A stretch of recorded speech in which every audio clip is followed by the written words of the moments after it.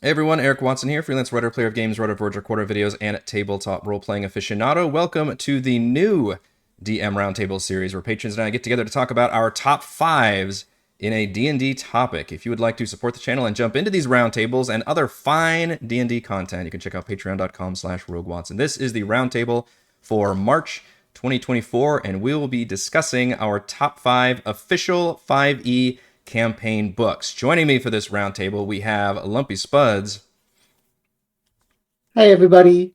Jason, Howdy. and CT. How's it going? Now, I do want to preface for this roundtable, the moment in which we're recording it is always useful for when folks watch videos years from now or whatever. Our most recent releases for campaign books are the Planescape.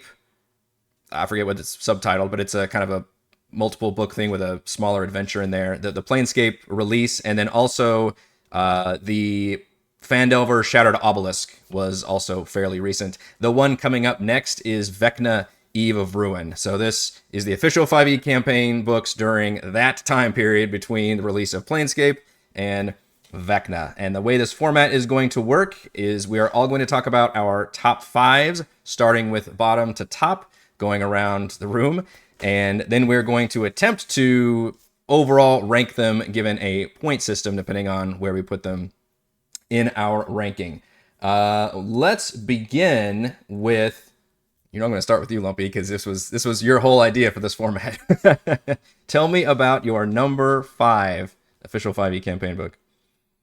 Well, for my number five, I chose one that I'm really fascinated with giants, so I had to go with Storm King's Thunder on this one. I thought that the adventure was a good story overall. It had some pretty good maps, some adjustments for those maps, and I really like the whole open world, like let the players explore wherever they want to. I really like that kind of thing, and so many great giants to fight in that. I mean, the NPC giants are just amazingly great, things to fight. Uh, there are some downsides to it. That's why I didn't rank it higher.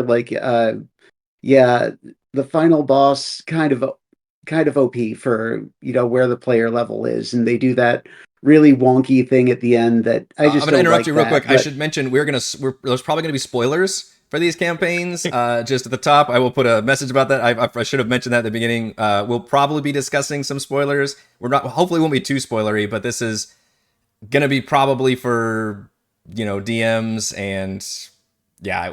I don't want to have to try to police anybody's spoilers about stuff, so we're going to be talking about all of that. All right, go ahead. Sorry. yeah, and basically the final boss, it's just that wonky OP thing that they do with them, where they just all of a sudden scale up players. It just doesn't sit with me. So like, I haven't run this yet, but I plan on running it hopefully in the next several months or so. But running it though, and I'm definitely going to be changing that in the when I actually get around to running it. Yeah, Storm Kings is the I think only 5e campaign I've been a player in, unless you count parts of Tales from the Yawning Portal. um, I have mixed feelings about it. I feel like the best parts about that campaign to me were the stuff Chris added as our DM, and I am more intimidated by doing a giant open world setting. I've heard a lot of complaints is how it's almost better as a source book for the Sword Coast than necessarily a campaign, but I do feel like the giant stuff is pretty compelling. We just kind of had a wonky campaign where we didn't even it didn't end up engaging with any of the mega giant dungeons that much. So, because I think it's partially based on the original big giant dungeon crawls, which I have on my wall back here, like Hill Giant Steading and all those. Anybody else have comments on Storm Kings, or do you want to wait until it appears on some of your lists? I don't know if it appears on any of I yours. went through it as a player, and I mean, I had fun because I always have fun, but I really didn't like it. Ooh, interesting. I don't know why. I think it's very straight, generic fantasy. I think was part of it. I tend to push towards the ones that are on the side. Um, yeah, But I mean, I like parts of it. There's some really sweet maps, and like some of the lore and stuff is really cool. I think as a DM, I've like read it, and I'd be like, oh boy, it's gonna sound weird coming from me for my later picks, but it seems like a lot of work. Like a lot of stuff is up to the DM to like fill in, which normally I'm okay with. I think so. But for me, it's like, and also you kind of have to know like everything about the entire Sword Coast. That just seems so. It's a big, it's a big, wide Sword Coast adventure. And I'm not like a big, huge FR guy from the past, so a lot of it's people like, oh yes, look, it's Golden Fields, and I'm like, I tried to run Storm King Thunder, and it went horribly wrong, and I needed help. Actually, that's when I found the YouTube and got my when I came across your YouTube channel, right? Because I saw Chris running it, and got really entertained. So then I was like, oh, I'll just go try to do the same thing. And once we got past like the cloud scene and like the fourth and fifth episode, for you it was like my second session. Once we got past the cloud running and we went into the open world, I could not keep the kids in it. It was just too big. They needed to know too much information, and I didn't have a good way to feed them. So it was, as a new DM, it was a campaign that probably was too big for me to do. We had to end up switching to another campaign. We do actually see a lot more Storm King's Thunders on these lists, but I'm going to go to Jason next for your number 5. Oh, okay. This might be one of the most controversial ones of the night, I feel. I've got Descent into Avernus on here. Oh. Yeah. So ironically, this is actually one that I quit a third of the way in. You quit? Not because it was bad. Yeah, I just shut it down. I'm like, can we just do my homebrew one? And they were like, fine. Because not because it's bad, but it's a fair amount of work towards the end, and I was at a point where I was just too busy to do that. So that's just a caveat. But it's a mess towards the end. I know everybody hates the first third. I really like the first third. I think it's really interesting. It's got a bunch of cool dungeons and sort of like investigation-y things. I like Baldur's Gate a lot. There's a huge chunk of like, there's like a whole thing on Baldur's Gate for like 20 pages in there. I was gonna say, what do you include as the all this lore? What is the first third before they get to Avernus? Okay. Yeah, before they even get to the part you like is where they're supposed to, before the actual descent into Avernus. That's not there. Yeah, exactly. The part that was basically thrown in just because so they could have tag Baldur's Gate onto it. Yeah, that was a weird and thing. Like fitted into that. Yeah, it was very strange. But I really like the Baldur's Gate parts. I think they're pretty cool. I don't care that they're not super connected. I don't mind when a campaign kind of zigzags like that. I think you don't get stuck into like one world for too long. It's got so many badass moments in it. Big Bad Girl is awesome, and the art in that book is like hands down the best of any of the books I've seen. So have you looked? I would like to get it running again, but as a side note, have you looked into Chains of Asmodeus for your hellish needs? No, because that seems like too much. It's fair. You know what I mean? I mean, I know Descent goes to like level 15, but I think it goes very fast past a certain point. Like most campaigns do, when they hit 10, you're just like leveling like every couple of sessions or something like that. So Chains is straight up, I think 10 to 20. It's like a actual like tier 3 and 4. And which company is that? Arcanum Worlds, I think. It's another third-party publisher, but it's got some good designer cred behind it. Yeah. Plus, in the center of this, you have vehicles, and they're badass. The Hellish Machines. It's super good. That campaign is very relevant for Baldur's Gate 3, by the way, for folks playing through that game, because Baldur's Gate 3 has been in development so long that I think that was the most recent adventure when they first started doing it. So there's a lot of mention of like the Elturel and the Hell Riders, and obviously Baldur's Gate. So interesting relevance for the actual video game there. I don't really have any comments on Descent into Avernus. I don't, other than the ones I made. Does anybody else have anything about that campaign? I don't feel like it was, I think you're right, it was one of the more controversial ones just because it didn't end up going over too well. It was one of my honorable mentions. Okay. Very nice. Yeah, same here. I was going back and forth between Storm King's Thunder and Descent. So maybe it would have been in like a top 10, actually? Okay, interesting. It's interesting. When you 100%, see it would have big been in my lists, top 10. Okay. well, when you see like people make big lists, it's always like in the bottom 4. Like whenever it says, I'm going to rank all the campaigns, and it's like way down at the bottom almost Yeah. every time. Huh. I think it's got some cool stuff I in get it. it. I get it. Yeah. All right, so that was Descent into Avernus. CT, Christopher, what was your number 5? Yeah, before I get into top 5, I should probably preface that I only put games that either I've DM'd or that I have played in as a player, leaving all the other ones that I've been completely entertained as honorable mentions, which include the Tomb.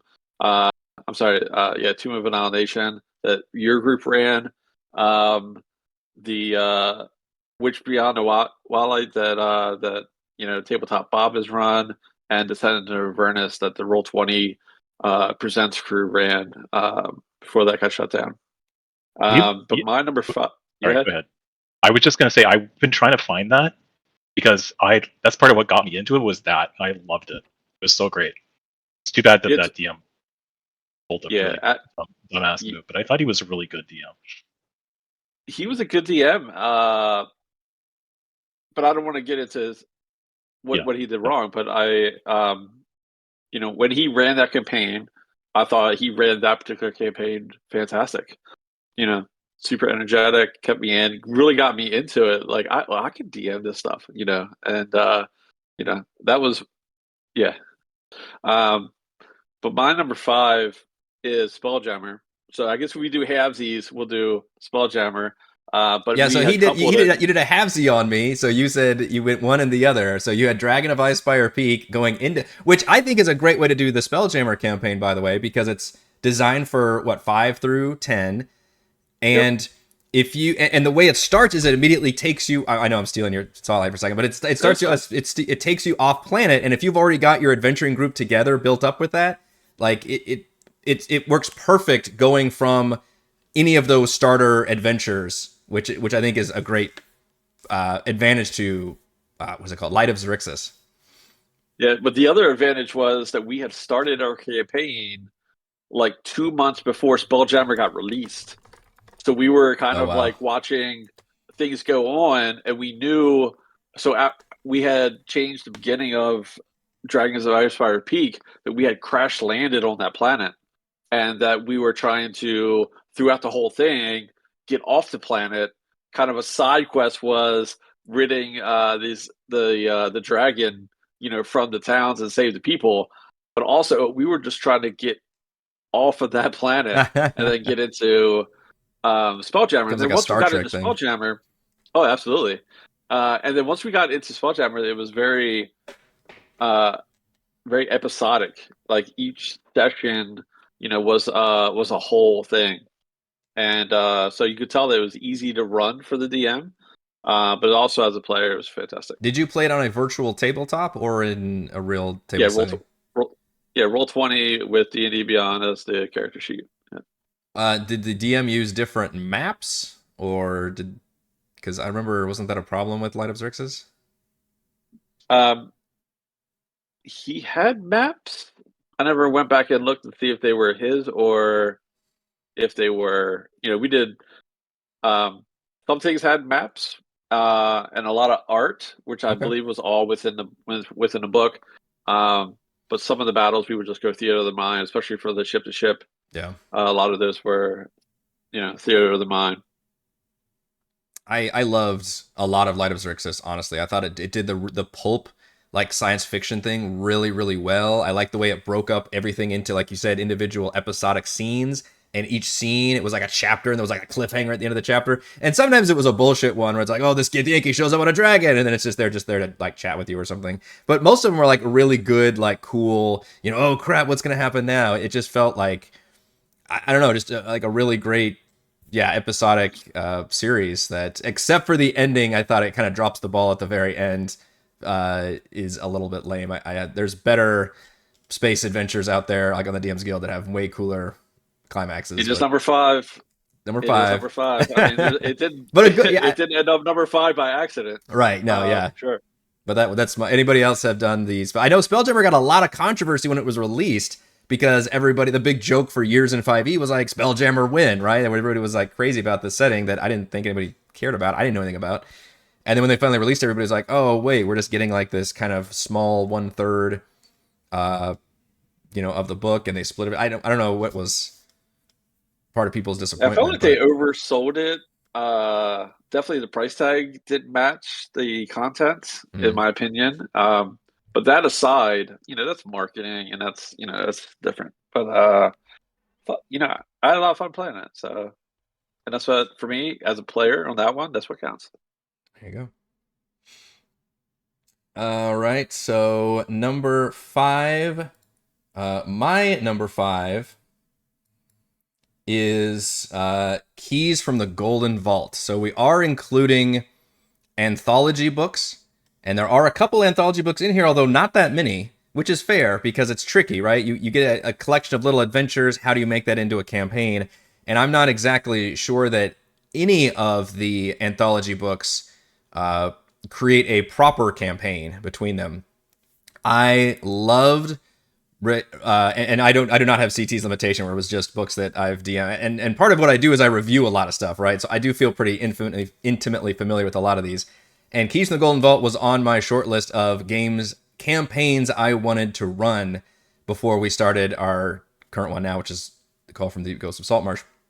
And I think it's a fantastic anthology book. It's a bunch of heists, and the way that the heists vary in how they're presented and the themes and the locations. I love the fact that we get, first of all, just gorgeous maps on a virtual tabletop, but also the requisite handout, the classic, like, hey, here's your mission. And they're almost like handwritten, hand-drawn maps with like, here's the guards and here's all this. One of those for every single one of those adventures. It's just absolutely fantastic. And I could really see how well that episodic nature could work as a campaign simply by treating it like it was, a TV show or something where it's like, all right, what's our mission of the week? Which is a different way of doing it. It's not doing this big epic fantasy necessarily, but I thought for a different kind of style, you could just be like, look, you all have this agency, and if you have the money, then you can hire them, or whatever. And you can just go on these missions and have a blast doing basically this campaign. And I thought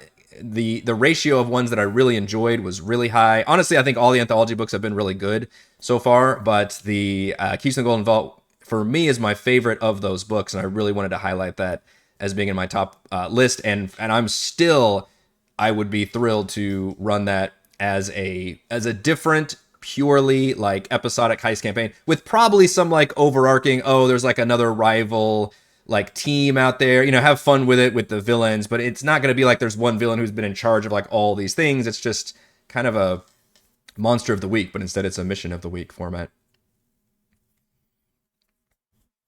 No, anybody else have anything on Keys from the Golden Vault? It's just, I'm going to carry a torch for it. I know almost nothing about it. All right, Like, well, I've sold you on it now. So sounds cool though. Yeah, totally. I thought it was very cool. I could look into it. I'm using parts of it in a homebrew campaign that I'm running right now. So I really like some of the aspects of it, and I'm fitting it into an Eberron world instead of in Faerun. That's fantastic. I mean, that's the huge advantage of the anthology thing, right? Is it's literally designed to be like all these drop-in adventures or modules, and with Golden Vault especially, it's just like, hey, I need a heist that's in like an underground casino, or I need it in this like this clockwork like town or something. Like there's just so many different this one mansion which is slowly like disintegrating into the void, like it's like halfway disintegrating. Like it's just so many cool things. Talk to me about Keys of Golden Vault. I will sell you on this one.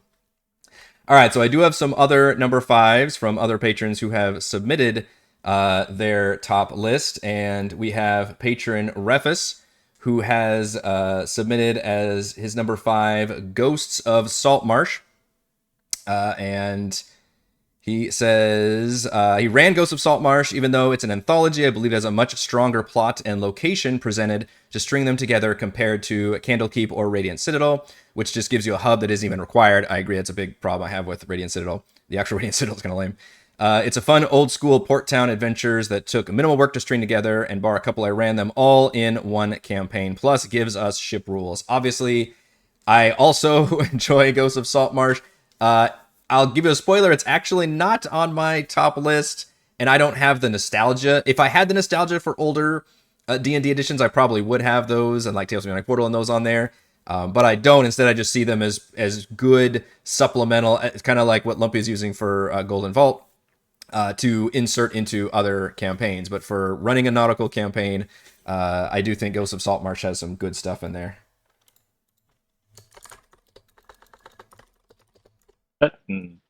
Greyhawk, right? Is not. I mean, this one isn't, but that's true. Is, right? I think it is. It was initially. I don't know if all of them were designed for it, but I know the literal Saltmarsh trilogy, which is 3 missions, and then the book itself comes with like 3 or 4 more that just happen to be associated with like water stuff. I do know that the original Saltmarsh town and those are in Greyhawk, but it doesn't really. I mean, mine's just a like suburb of Neverwinter, so you can kind of put that stuff wherever. Number 5 from Amit, also patron and player in our Patreon D&D game, is Waterdeep Dragon Heist. And this one is controversial for me because people tend to like it a lot more than I do. I do not typically rank this one very high, and others do. Are any of you going to carry a torch for Dragon Heist? I haven't seen if it's on y'all's list or not. It was in my like 6, 7, 8. Okay. It snuck into 5, maybe. I really loved, and as a player, I loved just, you've got a pub, and let's set this pub. And like, depending on your group, it might be like, oh, let's like set up the pub, and like, what color do you want to paint the walls and all that kind of shit. And that was like half the campaign for us. The campaign part of it is like kind of for me, but I think the milieu of it and like the detail they give is awesome, and the pub thing is great. So, and it's short. It is not a beginner's campaign, and I think the game needs more of those. Is it non-1-year campaigns? It's like 1 to 5. I actually forgot about that. I think I don't know if it's 1 to 5, but I do think it is a 1 to 5. Okay, it's like a halvesy. Yeah, you can, but the thing is, it's got like the 4 seasons thing going. That's right, and then the 4 bring in the other stuff and extend it past that. But I thought it was like you can choose one of the 4 paths you take or something weird, right? Like which villain you want to be the villain group. It's like each season is a different villain. Yeah, I thought that was weird. Like speaks the story that way. It is. And a couple more better than the other 2, but it means you can kind of, like when I was a player in it, we went to like level 8, I think, and then we like dragged in other stuff from a couple of other components, but we still lived in the pub and like, pretty cool. Is Skull? It's the most simmy of them. Yeah, that's a good point. Which is not something my group tends to enjoy. We're more into the dungeon crawling adventure stuff. So yeah. Is Skullport in that one, or is that in Mad Mage? Dungeon of the Mad Mage. It is in that one. Okay. Oh, because Mad Mage is basically built upon it. Yeah, because Mad Mage is like from 5 to like 20 or something, I think, and it was like kind of almost the part 2, even though it's just. I think you can run it 1 to 20. Oh, okay. But you can very easily start it at like 6. I think that was my current. Yeah. No way I'm doing that. Dragon Heist. 20 levels of running. Yeah, for people that enjoy, so a heavy urban adventure. There's no like heist. I don't know. I have a lot. It's like the opposite of Golden Vault for me. Like I will toot Golden Vault all day long, but Dragon Heist, I'm just like, But you're right. I think for folks that do like the more, I don't know, life sim aspects or RP or just kind of fart around doing like fun town stuff. There could be a lot of fun appeal in there, especially if you're into like, Jarlaxle's like a fun character, and I forgot the nobles that are involved in like demons and stuff, but like all that can be really fun for a role-playing storytelling perspective, but it's not for me. Number 5 from patron Lucas is Wild Beyond the Witchlight, which is the Fey world. This one to me, Lucas did say something about it. Says also had a lot of awesome concepts with an amazing whimsical premise and setting, albeit not a perfect execution. So this was the like Fey realm, Fey Wilds adventure from Wizards. Yeah, I thought it was okay. I think for a lot of people, it's going to be kind of in the middle of the list. I don't think I had any necessarily huge complaints about this one, but it also didn't really thrill or excite me necessarily. Oh, he's got the fancy black cover of Waterdeep Dragon Heist. Oh shit, that's okay. Like special blacks. Very nice. I don't.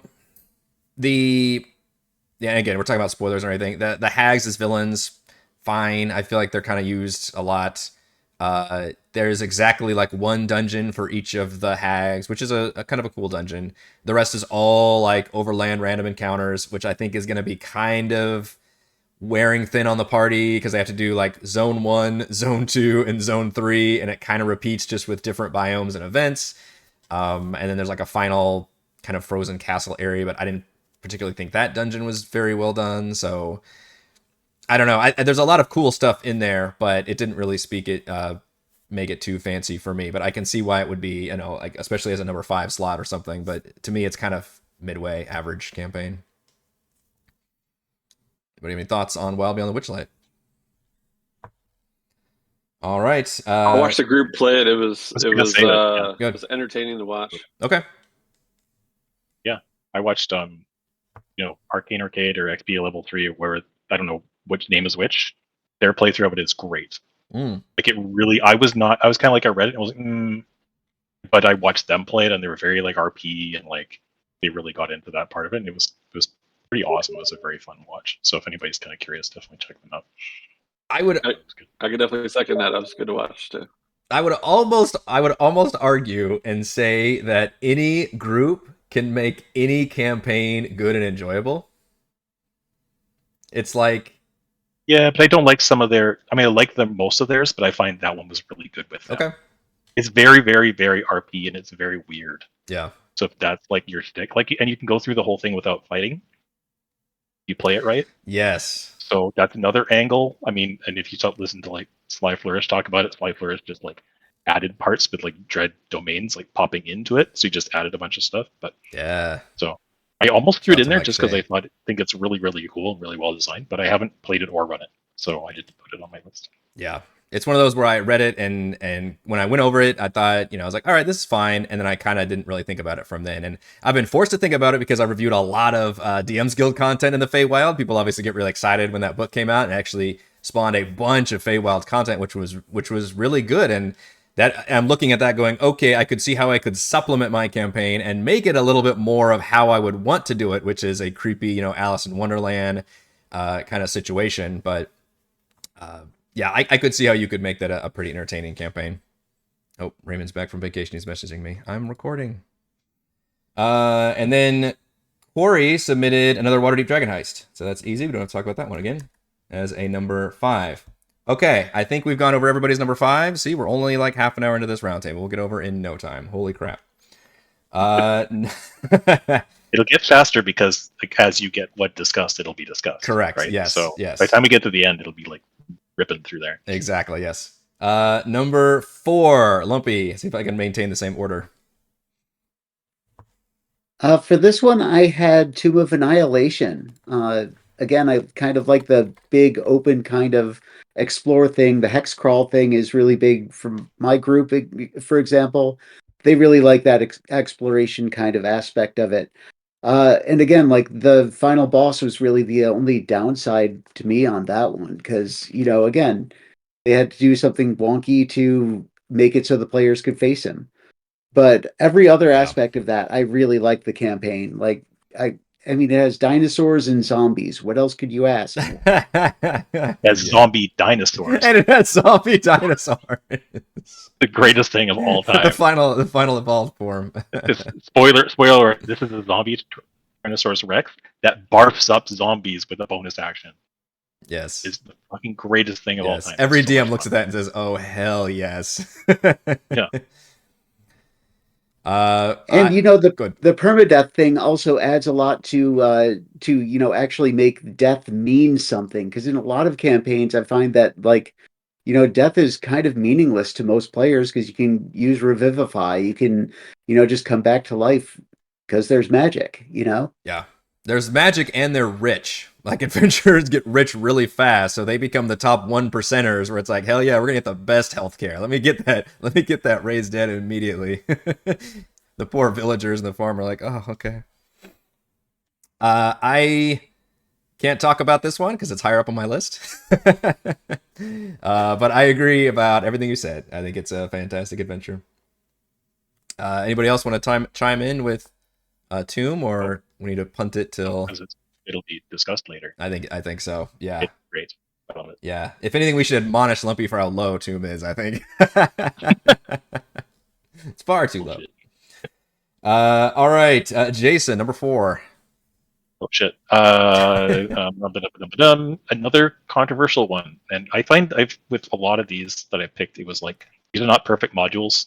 I just like them a lot, and I don't mind fixing them. I mean, yeah, that's what. Yeah. All these, yeah, I think. it's Out of the Abyss. Wow. Which Okay. the first half of which I think is amazing. The second half, which is a total mess, but has so much cool stuff in it. So remind me, it's like the first half, you start off your prisoners in the Drow, and you have to escape the abyss. And then the second half is like that season of Lost, where they're like, okay, we've left the island, and now we got to go back. And then they got to go back in there to deal with the actual demons rampaging around. We got to go back. Hey, Yeah. Yeah.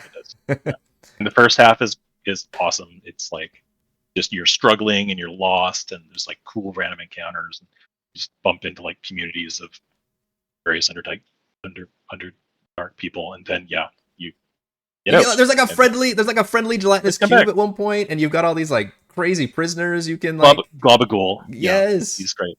Yeah, it's a great little dungeon. Lots of sweet, cool little characters. Everybody's kind of mean to you, but that's okay because you're just in the Underdark. So yeah, the first half this is another one which I bailed on halfway through just because I felt like everybody just wasn't interested in being underground for 15 levels. And I was just like, okay, let's just go do something else. But it's something you could tweak and like shorten to like 10 levels very easily. I have read some interesting stuff that people have only taken the first half of it and then done like Storm King's Thunder or something. So you treat like that first half as like your starter event. Like you start off in the Underdark and you escape it and you're there, or you do the second half of it and you're like, all right, now we've done our surface level adventure, and now we have to go into the Underdark to deal with these like rampaging demons and stuff. So that's one way I've seen of people alleviating that problem of like it's just too much Underdark for a whole campaign. Yeah, I can see that for sure.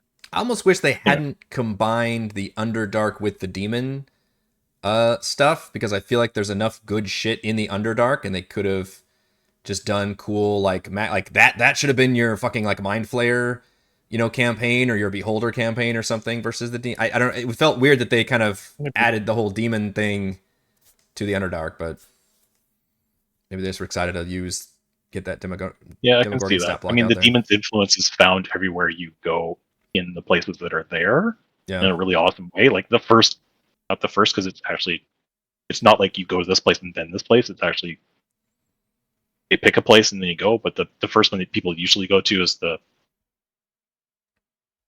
fish people. I forget what they're called. The Kua, I think. Yeah. Spoiler alert, like a Demogorgon shows up and wrecks the place, and it's awesome. It's great, and the players cannot fight. I mean, my paladin tried, and he died. My character would do. I'm like, awesome.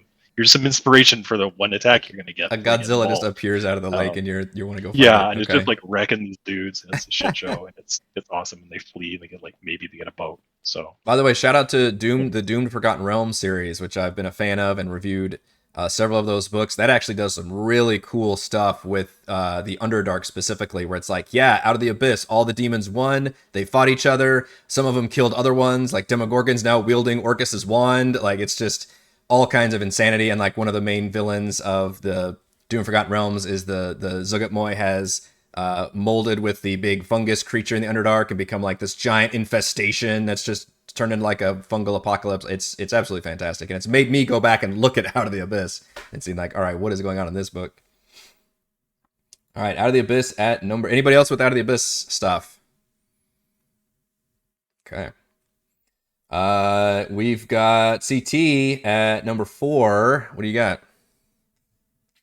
My number 4, I should say, I have not watched much of any Critical Role. I should probably just say that first. However, I did watch the Amazon Prime Vox Machina and really liked it. But my number 4 is Call from Netherdeep by Critical Role. And I tell you what, I don't know how far we're in. We've had roughly 14 sessions, 30 some odd hours. but I really like the campaign setting.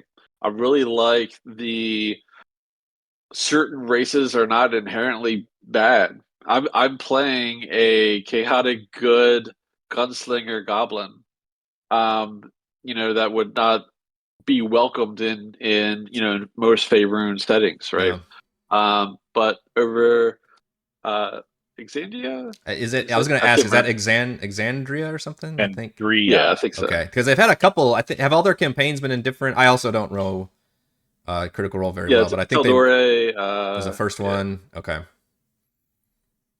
Um, and it's a huge setting. It's a huge thing, but the world is just.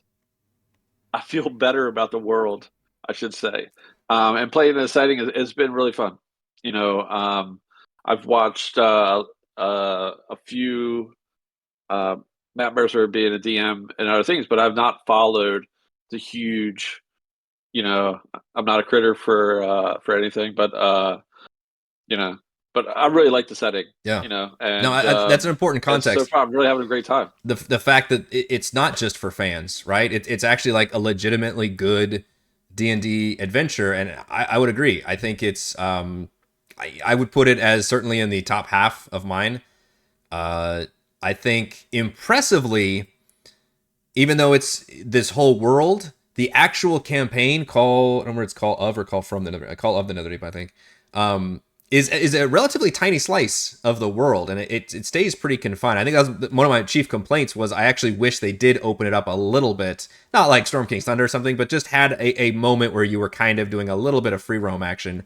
Instead, they keep the narrative pretty tight. You go from like city to city area, but all the things are really cool. They do a fantastic aspect of the rival party. If you want an example of how to run a rival adventuring party, holy crap, this book is worth that alone because they do such an amazing job of fully fleshing out this rival party, having them level up alongside your party, having all of them go through their own character arcs, kind of with your party. They come in and out of the narrative. It does such a cool job and has a very, I guess I don't want to spoil things for Well, because they're we're running out, currently but I our love the end of it friends. too. They're currently our friends, right? Because we Nice. were nice in the very beginning Yeah. about how things were going. So they're not a rival party. We have shared goals, shared They're work values. friends. Yeah. Yeah, colleagues. Colleagues. There They're you on go. the other team. We're the engineering team. They're the marketing team, but we have the same agenda for the Yeah. company, You see right? each other at the Christmas Um, party, and yeah. yeah. And from time to time, they help us out. They bail us out when our party is about to die. That type of thing. That would be Yeah. like that. I would feel so amazing if that was the worst case scenario would be the players want to kill him, but maybe that could be an interesting dynamic. But that sounds amazing to me that you can have that kind of NPC like frenemy relationship or even just friends relationship. So yeah, I do like that one. And yes, we are including that because I think because Critical Role has a unique relationship with Wizards and D&D. I'm not sure exactly who owns what, but it was, I believe, published as an official Wizards of the Coast book, even though obviously they get a lot of the design credit thing. So I'm not in the weeds about how that business relationship works at all. But for the purposes of our list, I do count that as an official 5e. Just like I would also count if anybody puts the Acquisitions Incorporated official D&D book on there, because that's also an official book. Let's write that one down. Call of the Netherdeep. I have to say that I've read through it and I really like it, but I probably wouldn't have paid any attention to it had I not won it from your giveaway. Oh, cool. Nice. That's awesome. I was like, sweet, what did I win? Oh, okay, it's this one. Cool. I will say, It's pretty good. I do feel like the Critical Role thing is a little bit of an albatross because I feel, I don't know if embarrassed is the right word, but I wouldn't feel confident running that campaign for my group when none of us know anything about Critical Role. And I feel like it would just be too much pressure to like suddenly get absorbed in this or get things wrong or just to step into that fandom in that kind of way, even though it shouldn't be because it's just a good campaign setting. But I do feel like there's a little bit of an and this may be a problem as somebody who does, their sessions on YouTube, but I do feel like there's that added pressure of like, do I want to actually even step into this when none of us know anything about this universe. So Don't get the critters mad. don't get those critters mad, man. Don't do that. Number 4. So going to Refus, number 4 is Storm King's Thunder. And I will say the blurb he wrote from that. Cool across all the Sword Coast adventures. I should have mentioned this earlier, but it is interesting plot and plenty of giant lore, but its open nature dilutes part of it to almost a Sword Coast source book. Detailed dungeons in this 8-year-old adventure, and I used parts of the book for 2 campaigns and still have some spare dungeons and locations I could drop into another campaign, so probably the best value for money adventure I've ever bought. That's actually a pretty good commentary. There are some massive, I think each of the giants gets their own massive dungeon crawl, which that used to be an entire product release for D&D, right? That was like, here's your fire giant adventure, and it's going through the fire giant layer. That's your whole thing, because it's a big dungeon crawl. So add another one to Storm King's Thunder, and this will be easy. Well, holy shit, everybody's a Storm King's Thunder. I'm just looking at this. Amit's is also Storm King's Thunder at number 4. How weird.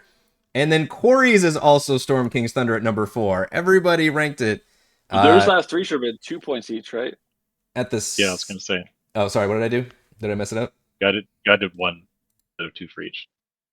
So let's see. That is what you're doing, right? Oh, I'm literally just counting the quantity, and then we'll do the math after that. But you're right. I shouldn't be doing that, should I? That's the wrong way to do it. All right, I'm going to assign somebody else to do this because I'm not going to be able to keep up with this too much because we've been doing number... Okay, so you're right. So we had 1 on number 5. So if each of those is 2... you just put it in a column over. Easier to keep track. Thank you. That's what I want to do. All right, so we've got... And you can just total them all at the bottom at the end. Yes, that's exactly what I want to do. All right, so am I doing it right so far? 3 for 4. Storm Kings. Well, we've got 4 1. Yeah, so like this will be the 5 pointers, right? Cool. And Yep. then this will be 2 pointers. You mean the 1 pointers? Shit, yes, 1 pointers. This is actually really hard. Coming up with a spreadsheet live. Yeah. We're doing it live. You're right. The government person is giving me kind of 1 pointers, and then 3 points, 4 points, and then 5 points, right? So that'll be 5 pints, and then it'll be the quantity that appears under there, and then I'll let somebody else do the math because it will do it too much. Which means Call of the Netherdeep actually needs to go here in this column. Out of the Abyss goes here. We need to add yours to the column above also. And then Tomb goes here. And I think that's it, right? So we've got 1. Oh, and mine. We got to do my number 4. So we'll add... and yeah, Jason's was Out of the Abyss. So Out of the Abyss, Tomb, Call the Netherdeep, and then 3 Storm King Thunders, and then mine, number 4, is actually Princes of the Apocalypse. So this is one that I ran, was my first major campaign coming off of Lost Mine at Phandelver, and it does not have the best story. In fact, it's pretty light on story. But holy shit, does it have some amazing dungeons. You want to talk about Refus's comment about Storm King Thunder having, good content to drop into other adventures? Prince of the Apocalypse has like 15 huge dungeons. And I thought that was going to be the norm when I started playing, because Lost Mine of Fenrir was basically my first D&D thing that I DM'd. I'd played some D&D previously, and I was thinking, I Lost Mine, it's got that one dungeon crawl at the like the big one and some other stuff in there, but let's continue on, start at level 5 with one of these other big campaign books, and Princes just looked like the one I was most comfortable with shifting from there. Curse of Strahd had come out by then, but that one felt like you need to start at the beginning and go, so I was like, let's do Princes. And I looked at it going, man, I can grok dungeon crawls immediately, and it ended up working really well for the group. I just love the thematic cultists that are there. It gives you so many different stat blocks. It gives you so many dungeon crawls. It has plenty of flaws, like how the adventure actually starts, how the fact that all of the dungeons are connected, which actually makes things really challenging for the DM to try to plan on when the players are going what, and there's no like message that says like you are entering a much higher level zone now for the players. That can be really confusing. And the fact that it's got 4 different villain groups that are all sort of working in conjunction but aren't really allied with each other, and there's no big bad, is kind of a problem. And yet, I think the whole thing works. It's got a nice compromise between a giant open world but also a limited area with the Desarin Valley. I think all the cults are really fun and fleshed out. I like that there's at least a head boss in all of them who's also fully fleshed out. And I like that it has these periodic cultist retaliations that are actually scaled for different levels to sort of remind the party like the stakes that you're up against. One of the things is they're like terrorists. They're like releasing like elemental WMDs around cities. Like that's something people can like, oh shit, this is a bad thing. We need to stop this and actually rescue people, which is a nice reprieve from just doing normal dungeon crawls. So I would accept Prince of the Apocalypse has a lot of flaws involved, especially when it comes to the story. But for a group that loves dungeon crawling, holy crap, there are few adventures that give you some really fun, really thematic, beautiful art dungeon crawls like Prince of the Apocalypse. And yet I don't see it on too many people's lists. So I maybe... It's a daring pick. I barely ever looked at it because just everybody... Like, Princes of that sucks. Wow. Okay. Yeah. Yeah. I kind of carry a little bit of torch for it, you know, and it was maybe it was because it was my first... Lost Mine was technically my first Phandelver, which I do think is a good starter one, but I think Prince's, for me, especially as a new DM, I think it worked out pretty well. And yeah, for just pure dungeon crawling goodness, just my goodness. If you're not even going to run that campaign, like, again, it's just worth it for the content you get, because you can drop any of those dungeons and make your own just really cool, like, even you could create just one of those multi-stack, because each of the elemental cults has 3 different dungeons, a surface, a temple, and then like this crazy node. And there's also one that like links everything together. You could just take one of those paths, one of those, and just make your own campaign. It's like, hey, this is the Earth cult is doing bad things, and here's our campaign. We've already got 3 big dungeons to handle that will take you from, you know, whatever level to whatever level. So I really like it, but it not necessarily a hill that I would die on, but I did actually end up putting it in my top 5. So Princes makes my number 4. I think I am mostly alone on that one. Okay, we are up to... Oh shit, Lumpy's being quiet over there. Now I know. All right, number 3. Oh, there it is. Yeah, that is my number 3, in Yeah. fact, because most of the same reasons that you brought up. The only downside I saw was, like you said, the connection of like all those dungeons, you know. But you put up a couple walls and it works really well.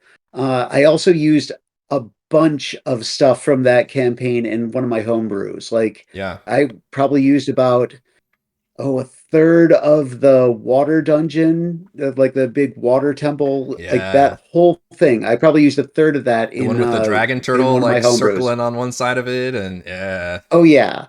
Yeah, like the water stuff I used a ton in a homebrew, and all my players loved just having that whole Desarin Valley to kind of explore. But yeah, my number 3 was definitely that. Nice. I'm glad to hear it. Like I said, I think it's actually very...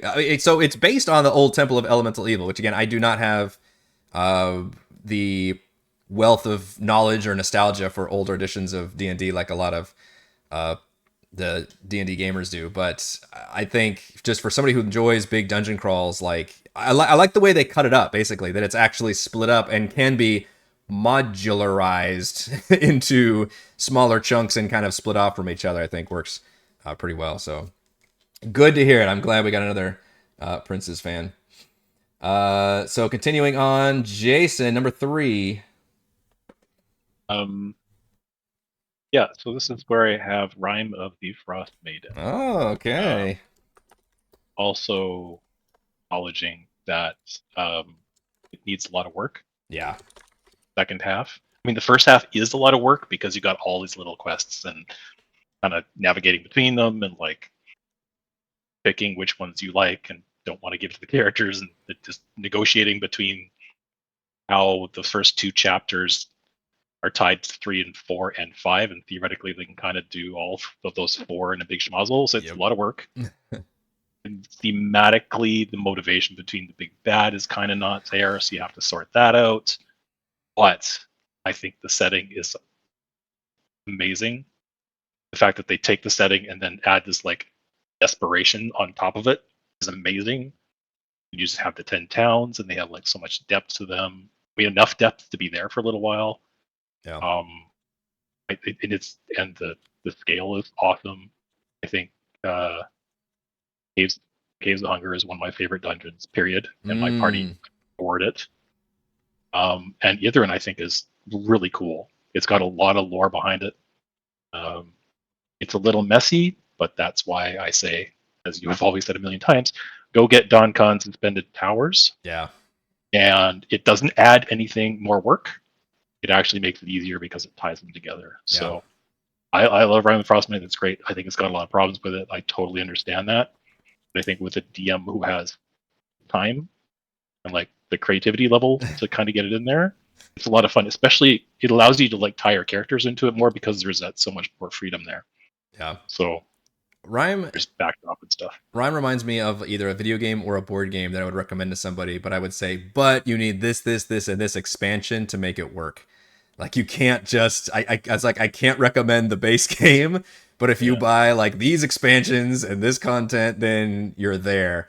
And spoiler alert, I am gonna say a little bit about it now because it actually does not appear on my top 5 list, despite spending 2 years of my life with this campaign. I think, again, if I were to just rate it on its core game, I think it's got a lot of flaws, and boy, were they really exposed when I ran that campaign. It feels like it had 2 main designers, and each one started at opposite ends of the story. Like one started at the beginning, one started at the end, and they worked this direction, and then all of a sudden they met in the middle and went, whoops, how do we make this work?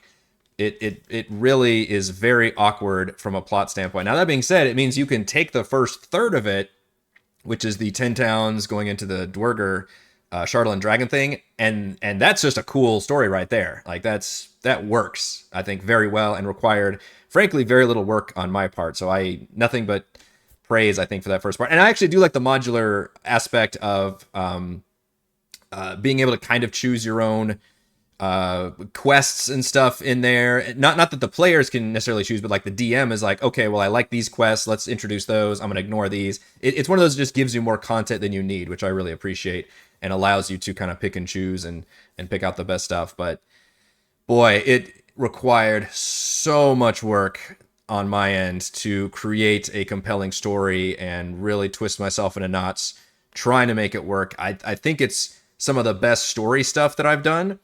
But even at the end of the day, I'm not sure it was worth just the pain and suffering and sweat it took to get everybody there. And unfortunately, because it took so long to do it, it's really hard to maintain that like narrative pacing and excitement when it took us, 90 sessions and like 2 full years to get through that campaign. And I didn't think I added too much into it. It was just gigantic. So I think you added quite a bit. Yeah, I think that's why you guys I got to you guys through Rime of the Frostmaiden maybe like 3 months after you started it. And like this is the thing, if you're gonna run this module, try not to add stuff to it, because that makes it, in my opinion, it makes it more complicated. Just take what's there and like before you even start it, like don't do this halfway through. Literally come up with like the exact backstory, the exact oral motivation. Yeah. The reason why they have to go to Ythryn, come up with that before you start. Right. Because that stuff is going to get dribbled in like 2 sessions in. Yeah. Right? Yeah, which I tried to seed in there. Animals and like, I had the main story of like she was a wizard, and she's trying to hunt down these other wizards and make that work. You did a total tweak on that. Yeah, you did a huge tweak. It was a huge, it was a god. Yeah, it's great. It was great. Mega change. I really only added 1 homemade dungeon to really have, because I was forced to basically to tie it together, because like the chapter, the in between is just not there. Like it has this NPC show up and be like, hey, here's all the information you need for the second half of the camp. It's super awkward. So it just irritated me too much to put it on there. But that being said, I would still obviously put it in my top half. And if I were doing a top 10, like a lot of you have said, I would probably have to put it in my top 10, just because I do think the setting is fantastic. They do some cool horror stuff. There's some great location stuff. Like you said, Caves of Hunger, Ythryn is actually really great. I love the Shardlin Dragon sequence. Sunblight was fantastic. Like the stuff that's in there is really, really good stuff. So I do enjoy a lot of that. Anything else about Rime, or we may have to talk about it later? I don't know I think we are going to talk about it in a second. Let's go to CT. Yours is what is yours? Yep. So Oh, mine is Ramen Frost Meeting as well. Yes. I was a player. We played it the night it was available on Roll20 was our session 1, 0/1, and it was really good. He ran it. A friend of mine ran it basically by the book because there wasn't a lot of extra material for some of the other things, and we kind of it was such a us going through 10 towns, or the first couple towns I should say. It was a lot of fun. We did that, and we did in the chapter 2 opened it up a little bit more. Once we got to the Caves of Hunger into Ithro, Ethrin, yeah. Ithrin. When we got there, some of the wheels started coming off of the story, and we kind of got the easiest way to put it would be railroaded / fast tracked to the end game, the final boss fight. And I tell you what, at that point we were 14 months in, and it was time for something new. So like being railroad towards the final end, over the last couple sessions, none of us cared. It didn't. It was fine. It was good to see some of the stuff. Not everything makes sense, but also like, we're these weird creatures anyway. So like, magic's not a thing. But like, so we just accepted it. And he told a good story. He kind of spoon fed what we needed to know and why through. I can't remember. We had like a little. Like in Dresden Files, we had like a Bob Skull type thing that was like helping us and telling us all the cool stuff. And I think you did something similar in yours. And then I watched your whole campaign about what you added with the honey mines and the genocider and all this stuff. And it was like, that's true. Nothing about it. Yeah, like you added, and I was like, holy cow, that's a completely different campaign than I just written. And we had just finished it, and then we were watching, and then I hurried up and caught up, and then I was watching you live from episode 40 forward, I think. And it was interesting, like to see how different that campaign was. I mean, Ethrin. Now that I think about it, I added a ton of stuff to Ethrin. Actually, like it was there in the book, but it was like little paragraphs, and I turned it into like these giant like dungeon crawl arena like scenario things. So just Ethrin alone actually expanded a lot. But the advantage of Rime is it motivated me, right? It like gave me the story prompts where I was like, oh, I can see the potential in all these areas and the cool storytelling stuff. It just took so much work that it just about killed me by the end of it. So that's why I have this conflicted like relationship with that campaign. I think it did good stuff for me, and I think I grew as a DM, but my goodness, did it also force me to do more work than I've ever had to do on any campaign since, for sure. And that motivated me also to go into the next one going, okay, I want something I can run as much out of the box as I can. And of course everybody voted for the one that you chose 2. The one that was also going to cost me an insane amount of work, right? Let's put them together. Yeah, let's try to combine these two. And I remember watching the one where you declared it. Yeah. But, I remember when you like had the episode where you like declared what you were going to do, and I was like, didn't you just say you didn't want to do a lot of work? This guy's crazy. No, he said he wanted maps. That's crazy. Yeah, and maps is the other problem. That one does not have neither of those neither Call of the Deep nor Ghost of Saltmarsh has good maps. I've had to scramble for maps this whole time. Slight pain in the butt. All right, so continuing on with number 3, we've got Refus is Spelljammer Light of Zrixis, which we talked about earlier, but he says it's probably more linear, but it was a good introduction to spell jamming, interesting characters, and despite being a short campaign, it took us a few months to play through.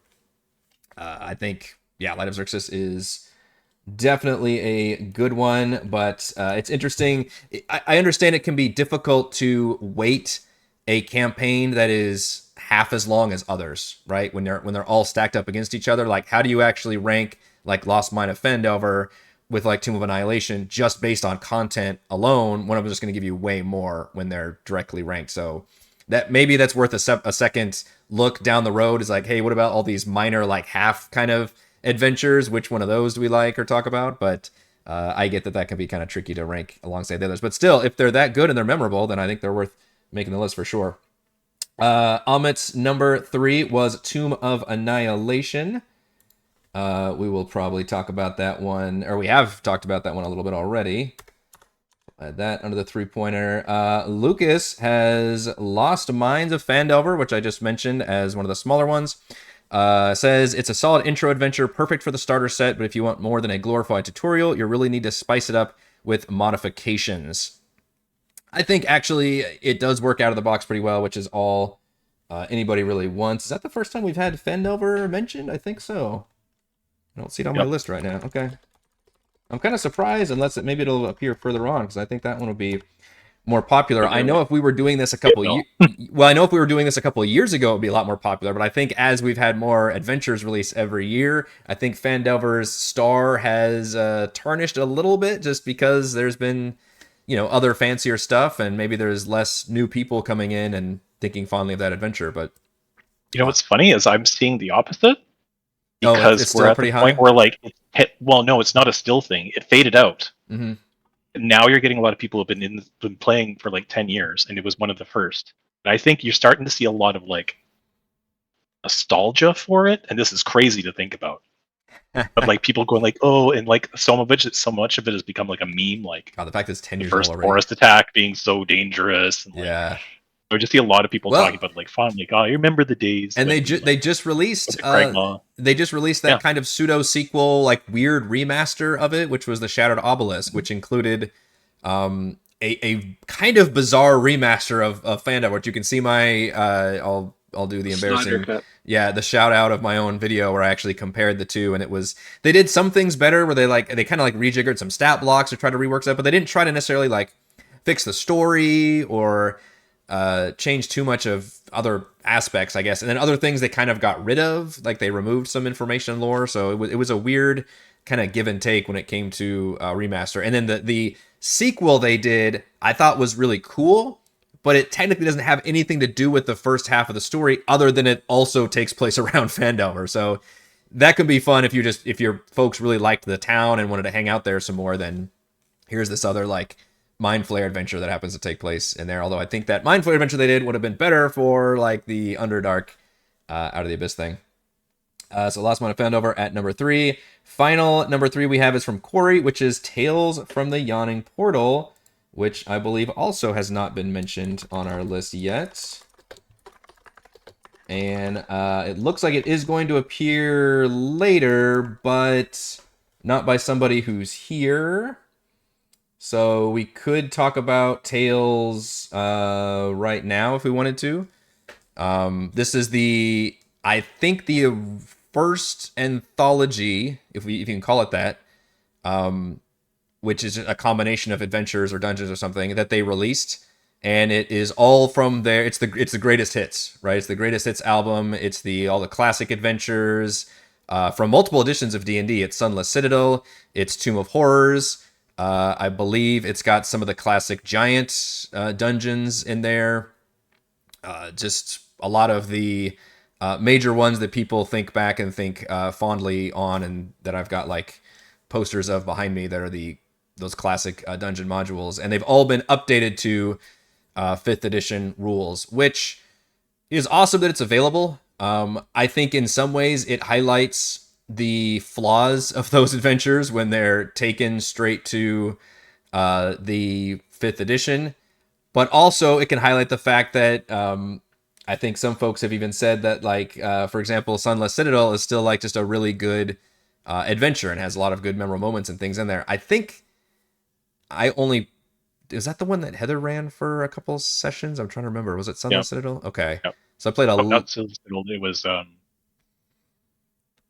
played just barely of that one, and then we played kind of the first third of Tomb of Horrors. What's it called? It's the 4 to 6 level, I think. One. Okay. So Sunless Citadel is 1 to 3. What's it called? I don't remember. I played through it as well. Okay. It was pretty good. Sorry, anyway. No, so I think a lot of that depends on the nostalgia, right? If you really have the nostalgia for those adventures, then I think you're going to rank Tales pretty high, and you have like the respect for the older content. You know, if you're thumbing through old issues of like Dungeon Magazine, which I think are still available on the internet to just grab, then you could have a blast with this kind of stuff. I think there's probably better stuff. And for example, like, frankly, we'll get to Tomb of Annihilation in a second, but Tomb of Annihilation does Tomb of Horrors better as just a small chunk of that big campaign. So I think you can, and Storm King's Thunder kind of does the giant stuff better. So I think you can, I don't know, I guess from a historical standpoint, it's still pretty good, but I would be interested to hear the arguments from somebody who is wanting to really champion Tales from the Yawning Portal, when I feel like, at least somebody who doesn't have the nostalgia, that you kind of already have better versions of a lot of those modules and dungeons that have, by now at least, probably not when it was released, but by now in 5th edition's life cycle. I think Sun of the Citadel is the best like intro to D&D for noob that exists. I think it's perfect. I think that was 3rd edition. It's got everything. Yeah. Yeah, no, I mean the original. I mean this version of it. If Yeah. someone's like, I'm just starting DMing and I want to start something, like New Sun of the Citadel, it's like super generic fantasy. Oh, it's Forge of Fury. Role Forge of play. Fury. Sorry, I don't know why it just came Forge to of me. Fury is Forge of amazing. Fury was the one that we played. which is also pretty good. Okay. It's got RP and it's got lots of combat and it's got like exploration and perhaps. Okay, and that is a level 1 it's intro, great. you said? It's 1 through 3. Yeah. 1 through 3. Okay. I don't It's sweet. I don't have any experience with that one. Yeah. And the Forge of Fury is pretty good. The other ones I've like read through. I haven't played. I've watched them played, and you're right. They're just not very functional. Especially Tomb of Horrors, like that is. I mean, that's another XP level 3 playthrough, which is so funny to watch because they hate it. Yeah, I mean, infamously, it wasn't even made to be fun, right? It was. Yeah. By the way, if it's true. I haven't seen the movie yet of Ready Player One, but the book, he uses references are insane in that. I actually kind of hate that book. I'm going to rant about Ready Player One's just pretentious bullshitness, but there is some cool bits of literal Tomb of Horrors in that book where they go through like sections of that dungeon crawl, and I was like, all right, that's kind of quaint, I guess. We are at number 2, I think, or no, my number 3. God. Number 3 for me is Curse of Strahd, which has not come up yet. Is that right? So I think I ranked it lowest. Hasn't come up yet because it shouldn't. Yes. So I have not run Curse of Strahd. I have not played in Curse of Strahd, and I have not reviewed Curse of Strahd in many, many, many years. It was like the first Roll20 review I ever did. And I don't even know if my thoughts like even count anymore because it was like my early days of DMing. So I think I put this on here as like a respect. Like, I understand it's a fantastic campaign. I recall it being one of the few that does its villain correctly and like actually has the villain show up and menace the party. And it's like you're in his world now, and the theme it does of, and obviously it's also a good example of taking an older like Ravenloft, like Temple of the Elemental Evil for Prince of the Apocalypse, and you know, turning it into a 5th edition campaign. It's got great maps. It's got a good mix of dungeon crawls, but also towns with cool stuff happening and a lot of neat little side quests, good encounters. I've obviously reviewed a ton of content that takes place with Ravenloft and Gothic settings. I think all of that works really well. For some reason, I just haven't been motivated to be involved in that. Maybe that will still come someday. It was the second highest voted campaign option for when so I did put it on my final running for like, hey, these are campaigns that I'd be interested in running for my group, and that was one of them because I understand it is such a good campaign. That being said, because I don't have the experience with it, and it hasn't at least motivated me enough to run it yet, I did put it at number 3. So I expect you all be quiet about it because it's gonna pop up a little further up on some lists. But for me, it is my number 3. All right, number 2, Lumpy.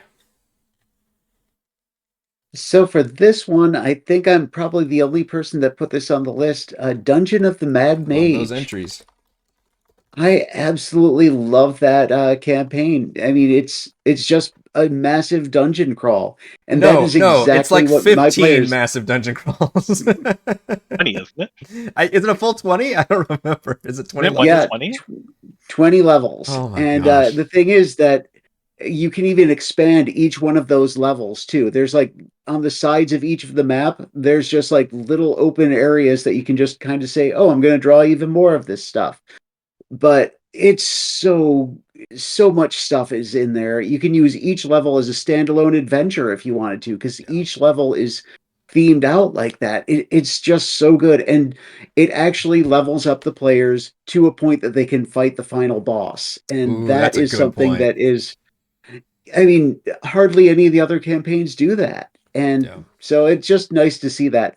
Downside though, the maps are not very great. They're that just those simple line drawing kind of thing. So you have to get your own maps. Yeah. But yeah, But they're I out there. really love that campaign.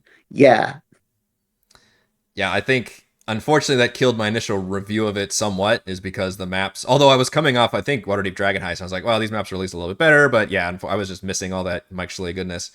I think for the sheer amount of content, if you like dungeon crawls, I don't know if you can beat Dungeon of the Mad Mage when it comes to the amount of dungeon crawls. And you mentioned the fact you can take those and turn into an adventure. Chris took, I think, at least 2 of those levels and turned them into entire quest arcs for our high-level homebrew campaign he did called War for the Lost Plane.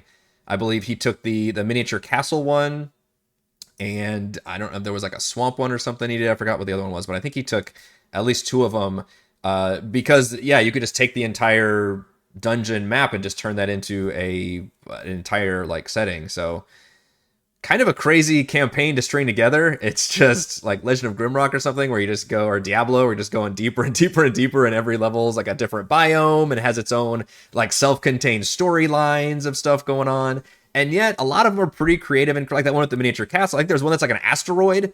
Like it's just some crazy stuff going on in there. And it's been too intimidating for me, and I love dungeon crawls, but I feel like I would not be able to run that as a full campaign. But what I would rather do, which is what Chris does, is take take a lot of the individual ideas and use them where I want them, and like you were saying, for princes or something. So I do see the appeal for that, for sure. But it's almost too much for me. Anybody else? Like, Go ahead. it way too much. Yeah. I can't. Even the end of Tomb Annihilation, I was like, as a player, I was like, We kind of did something similar with done. Tomb, yeah. A little much. It's weird. It's weird they went from Dragon Cool. Heist, which was so like almost anti-dungeon, and then they like overcompensated with the like Waterdeep Dungeons of the Mad Mage, which was like, okay, this is nothing but dungeon crawls. Like every level is just one big thing. It's like, man, what a whiplash that is. All right, number 2, Jason. Oh, Tomb Annihilation. Dum dum dum. Yeah, I think it's great. Biggest thing about that I like, it's not the biggest thing, but I think the best thing about it is that it's the easiest thing to run. In my opinion, it's like there's nothing you have to fudge with it. I don't think it's just you can play it straight out as it is. You can tweak stuff if you want, but it's pretty easy. I love that it's got like the big hex scroll at the start, and then it has like a lost city, and then it has a big tomb. Like you've just got a great mix of stuff. Yep. I mean, I tweaked the hex crawl rules. I made my own. It works really well. I moved the locations around so that ones that I wanted them to see would pop up, not like some of the boring ones. Yeah. The maps are so fantastic. The maps are so fantastic. I love the Roll20 presentation. It was probably the first time Roll20 really blew me away with the presentation, with the hex crawl, where you could individually like do this fog of war thing with like the hexes, and like that was only problem is that you can't move stuff around because the locations are all burnt into the map. Are they really? So I thought I did move them around. I don't recall though. It's not the one I have. Nope. So what I did is I found another map, just like basically that map, but with the locations taken off. Okay. And then it's all burnt looking, and then I actually made tokens. Put all the tokens down. It took me like 2 hours. Oh. I was like, manually put token, manually put token, manually put token. It worked so much better because I could like. Then you could move them. Yeah. They get to this area, and I'm like, I kind of want this to be here, so I'm just gonna like grab the locations. I had to do a similar thing with our current Call for the Deep campaign has the overland map of the Sword Coast, and I Yeah. found a different map that Alright. has the important locations not on it, so I can add it myself. Yeah, two. It's great. I love it. Yeah, We're zombie at level dinosaurs. 4 right now. We're almost done. And zombie dinosaurs. Yeah. That's all you got to say. Zombie dinosaurs. Yeah. The gods are so cool. The gods and like the little things they give you and stuff are so dope. I love it. Yeah, it's got all my players have gods in them right now, and they're all crazy. Nice. It's hilarious. It's a shit show. It's so funny. It's just the way things interact and the traps like throw you from one end of the dungeon to the other, and you can see the bones of Tomb of Horror in that dungeon, but the Tomb of the Nine Gods is just better in every way. It's not overly cruel, but it's kind of got some of that fun, like sadistic quality to it. It's just a good mix, yeah, for sure. Number 2, CT. So mine is Lost Mine in Philadelphia, and I was DM. I had played earlier editions, got burnt by 4E, came back to it several years later, and ran Lost Mine of Philadelphia. New DM. I was playing with my kids and my nephews, so between 8 and 15, and the story, everything got them hooked. And it was a fantastic adventure. It's not too long and too complicated. They could within a few months we only played, big chunks of Saturdays here and there. It did not run forever. It did not run too long, right? Kids and their attention spans, and it's like I'm glad it wasn't the size of Tomb. Yeah. Right. It was perfect for me to tell a story, for them to walk away with the story that got completed, and had a lot of fun, had everything in it that we needed. Yeah. And for that, just that powerful storytelling and, a nice adventure all wrapped up in a bow caused me to put it at number 2. Yeah. It got I think it gets a bad rap for the starter kit. I disagree. I don't think it does get a bad rap. I think maybe it's like I said, its stars may have faded, but I think it has consistently been a lot of everybody's call to action to get into 5e, and they could point to being like, look, play Lost Mine. Like this is what you start with. Play this. This is still a great starter adventure. I think you can owe a lot of 5e's success because they nailed it out of the park. Not so much with Tyranny of Dragons, which we haven't even talked about yet. And it's awkward because that's the big dragon campaign. But Lost Mine, like you said, it keeps things small. It doesn't go too crazy with anything. It checks all the boxes for, hey, there's a town, there's people that need help, there's a couple cool dungeon crawls, there's a dragon you get to deal with. Like it got all the stuff, and then it's got this cool like big dungeon crawl at the end. Like pacing wise, it kind of nails everything really well. It's just got, your kind of classic orcs and goblins and bandits, but you want to keep things pretty simple. So, does it kind of falter a little bit when it comes to making the villains a little bit more interesting or something? Glassstaff and whatever, like probably, but that's an okay problem, I think, for a lot of new players and DMs to have. If that's the worst complaint you have, I think you're still doing things pretty well. So, yeah, I would expect Phandelver, like I said, I think maybe it's fallen a little bit just because of its age, but I think it should still be consistently really in everybody's top 10 list. Although, interestingly, what I haven't heard too much about is the other... I think actually there'll be 3 now. I think those Dragon of Icespire Peak. Isn't there like Stormwreck Isle or something? I haven't even. Yeah, Dragons of Stormwreck Isle, which I ran, and it was way too short. Oh, okay. That was we got through that in like 3 or 4 sessions, and it was it was not as fun. I was hoping that like Lost Mine and Phandelver, I was hoping that we were going to have the same, like get everybody in and ready to go.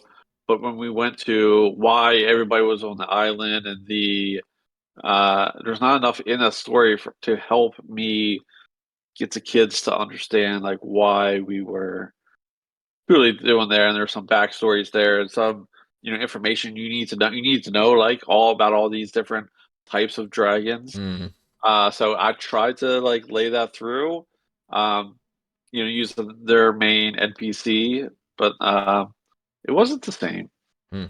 And even like comparing that to the Essentials kit, which I would have ranked as number 6, kind of put it in there, my number 5, by That's the the way. ice. But That's the Ice Spire peak one, right? yeah, Yeah. yep. And that one, they wanted the same characters of Lost Mine and Feldevrel, so we were back in Phandalin. It is 30 years later. There are statues of the original party in the Oh, middle that's of cool. town, and mainly because the youngest of the party, youngest actual real life, he wanted to play a very similar character. He would just want to play the same character actually, and I was like, "Well, you were a wizard. You sure could come back, or you could play the son of that There character." you go. Which is what he ended up doing. Um, it was really cool. It really worked out well, and that one was very. Hey, you go to the town bulletin board and you pick off quests, Yeah. and as you complete some of them, you level up, and it was very. The mechanics of that adventure were very easy for the kids to understand and easy for me to convey the story of like there's a dragon menacing and driving all these different driving the orcs out of the village, but it does do that thing where like orcs, everything about an orc is bad, everything about the goblins are bad, so some of those tones are still there. I wish But it they'd was done. super I wish fun, they'd super come up cool. with a different location. I was disappointed when it first came out, and they're like, "All right, this is another adventure set in Phandalin." I was like, "You Yeah, guys have like." they got to reuse all of Mike's art. Yeah. uh, I didn't even think about the snarky thing, but you're right. Yeah. My thing was like, you guys have this whole fucking fantasy world. You already only use the Sword Coast, and now you're gonna use the same little town. All right, fine. And then But Shattered Obelisk. it helped me because we could just, like, oh, the kids were already familiar with this Yeah, town, and yeah, we the just buy-in is jumped there, right into so it. that's a good Yeah. point. That's the good part of it, I guess. All right, what are we on? Twos. Number 2 for Refus was Tomb of Annihilation. So we add another notch to Tomb. And Refus said, despite not finishing, I've watched 2 other playthroughs, including mine, so it has a good feel for it. Cool sandbox to explore, example of how to do 5e hex crawl, lots of cool locations and plot, bar minor tweaks, and agree with Eric's post-campaign thought on adjusting the Acerak and Zone Sisters angle. Yeah, so we kind of mentioned the fact that it's on the fucking cover, but he's really just a shoe-in. Like, the campaign works better if you either go hard with him and have him involved with the whole plot, or just ignore it and stick with the Stone Sisters. But we'll probably be talking even more about Tomb, perhaps in a bit. Continuing number 2's, Amit's was Curse of Strahd. So we have another one, Curse of Strahd. We've mentioned that one before. That's number... Oh, crap. Was that our first? Yeah, that was the first one, number 2. This level, yeah. And then Lucas was Icewind Dale Run the Frost Maiden at number 2. This is getting tricky now with the columns being further away. And Lucas said, not a fan of the pick a side quest bit at the beginning. That's funny because I said I was a fan of it.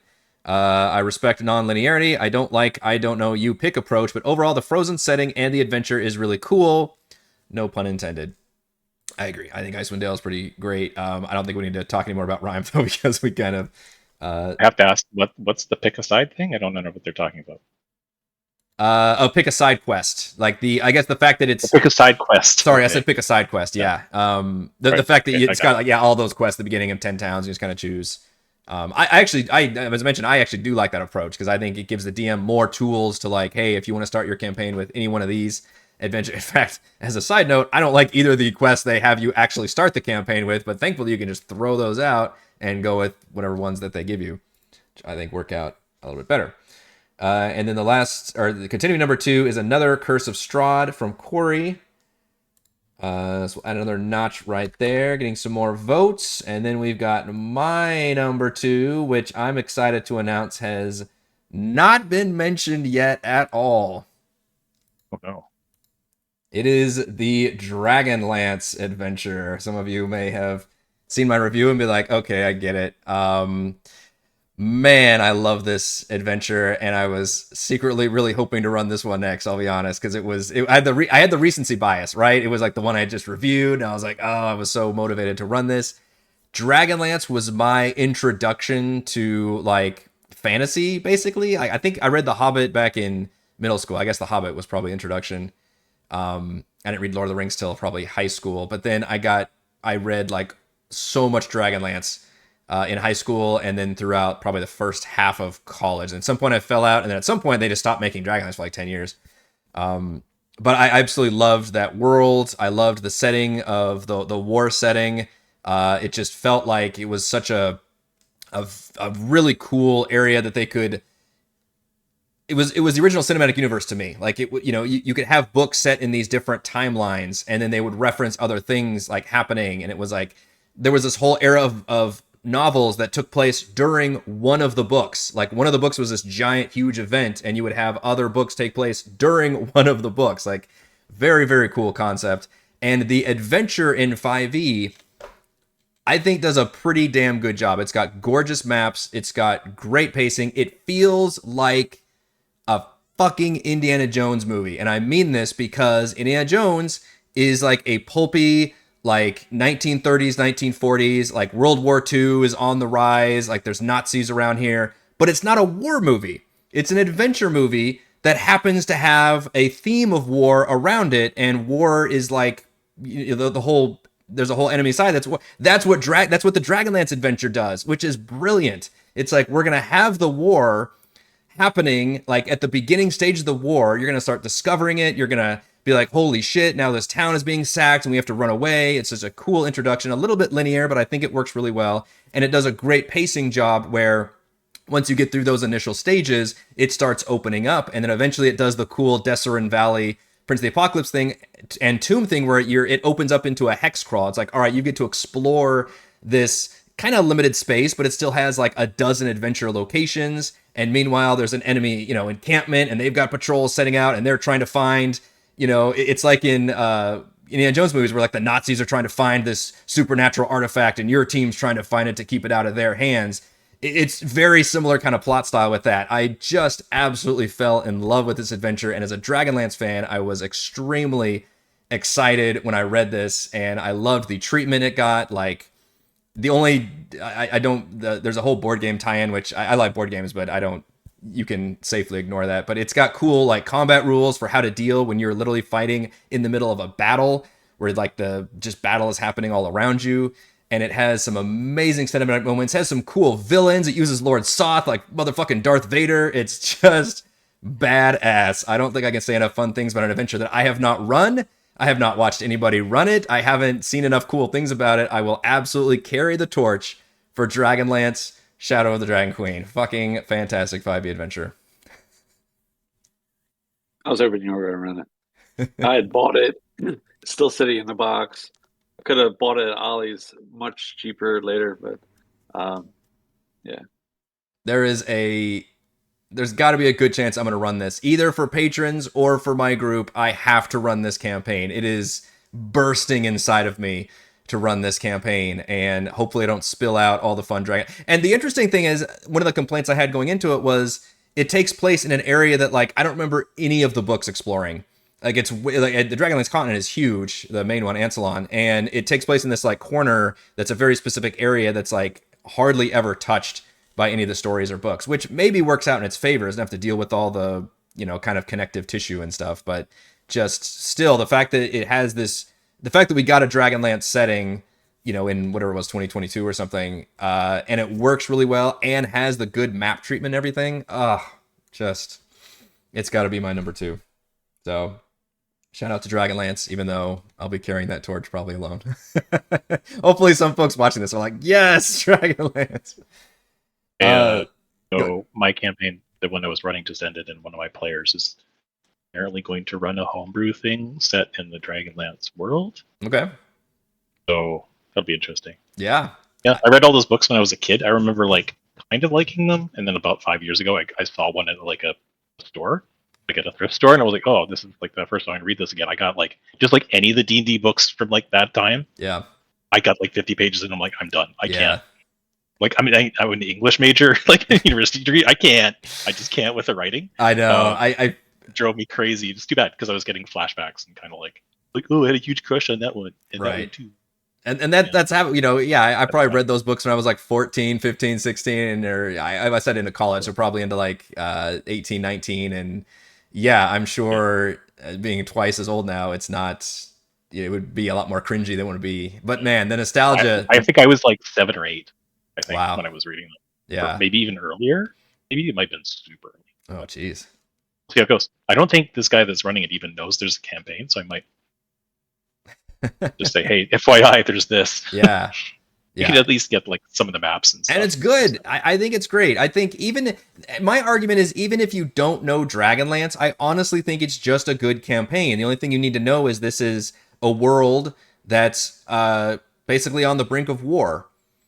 And you can just kind of go from there. And I think it's a really good campaign, which is a testament to how good it is. I don't think it requires any of that extra lore buy. Now, if you do know that stuff and you do know some of the characters, you'd be like, oh shit, it's so-and-so.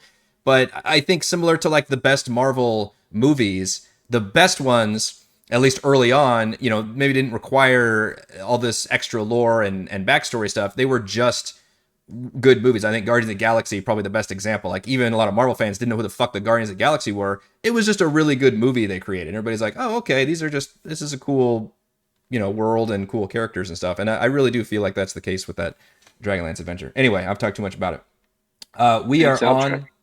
Do what? And soundtrack for Guardians of the Galaxy. Oh yeah, and soundtrack, yeah. I don't know about the soundtrack for Dragonlance. I don't know what that. I'm sure there's some good stuff in there, but yeah, can't beat the soundtrack.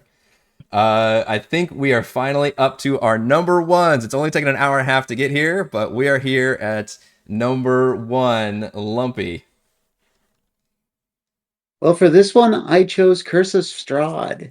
I think it has the best villain out of any of the other campaigns, and it's an active villain that the players interact with multiple times. Also, it hits all the gothic horror kind of things. There's hags in it. There's a mad scientist in it. There's tons of undead. There's a great gothic castle. I mean, it has everything in it. And I like that you can kind of replay it several times with placing the different items and the allies and stuff in different places. So there's a lot of replayability. Yeah.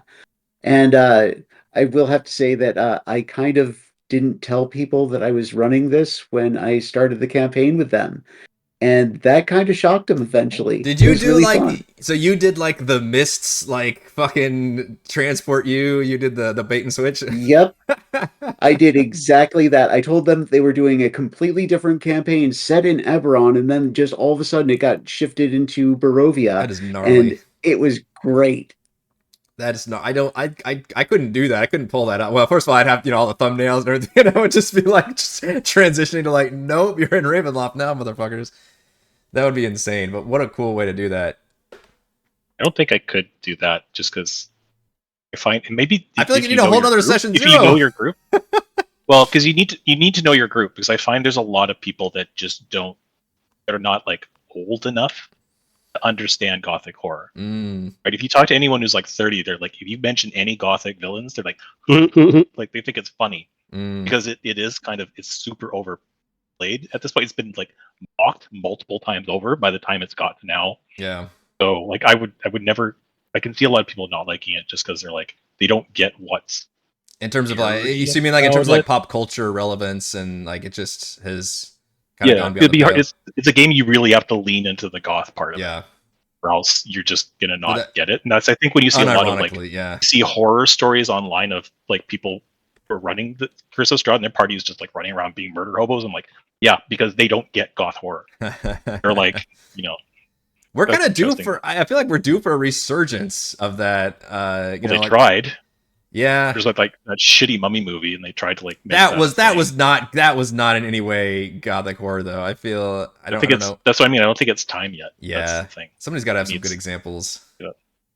I don't know what can work, but you're right. A lot of it's like more jokey or something, but Dracula didn't loving it. Maybe that's why I haven't been able. That's actually good. Maybe that's why I haven't been motivated, because I don't have the the pop culture motivation to immerse myself and my party in a legitimate, like, true gothic horror. You know what? The Castlevania show on Netflix. I have not watched the new one, but there was a couple seasons. It's very anime-ish. That I think is pretty goddamn gothic horror. Like, it's got a lot of, Dracula's a fabulous character, and they're all very drama, and it's very bloody, and I think that's actually probably the best examples we have right now of like true just gothic horror themes. But even then, that's specifically vampire, and like Lumpy was saying, like it's there's Frankenstein's monster and werewolves and hags like grinding up bones in the windmill thing. Like it does all those things. Why? My question is, sir, why is there no mummy? There is a mummy, but it's super not important or relevant. Like, it feels like all the goth stuff is there except for mummies. We need to hit all the universal monsters. Well, really, I mean, there's stuff in there that's like almost feels like the werewolf thing is like shoveled in. It's got like one character that connects to the rest of it. Other than that, it's like nothing. It's just kind of like a side story, which is fine with me. But it feels like they're doing all the greatest hits of goth, but then there's no mummy one. I thought there should be like a mummy section. That's well, Curse of Strahd is at this point, what was it, like 2015 or something? Like, there's so much content out there, and it's one of those, it's such a unique setting, similar to like Wild Beyond the Witchlight with Feywild, where it got a lot of people excited for that specific theme. So you can find a lot of really good Gothic or Ravenloft content. And, Van Richten's guide had a lot of other domains in there, which had, there's a lot of Venn diagram crossovers with material you can use. So it's also ripe for expansions. But I would also argue, and I kind of talked about Curse of Strahd before, that it works out of the box, unlike Rime of the Frostmaiden, which requires a lot of expansions and a lot of work. Curse of Strahd, I don't think does. I think it works out of the box in a lot of ways, which is why it's such a good recommendation. So, excellent pick for number 1. Jason, what is your number 1? Are we going to get controversy, or are we going to go with the flow? Been talking about Curse of Strahd the entire night. Yeah, no, it's Curse of Strahd. Absolutely.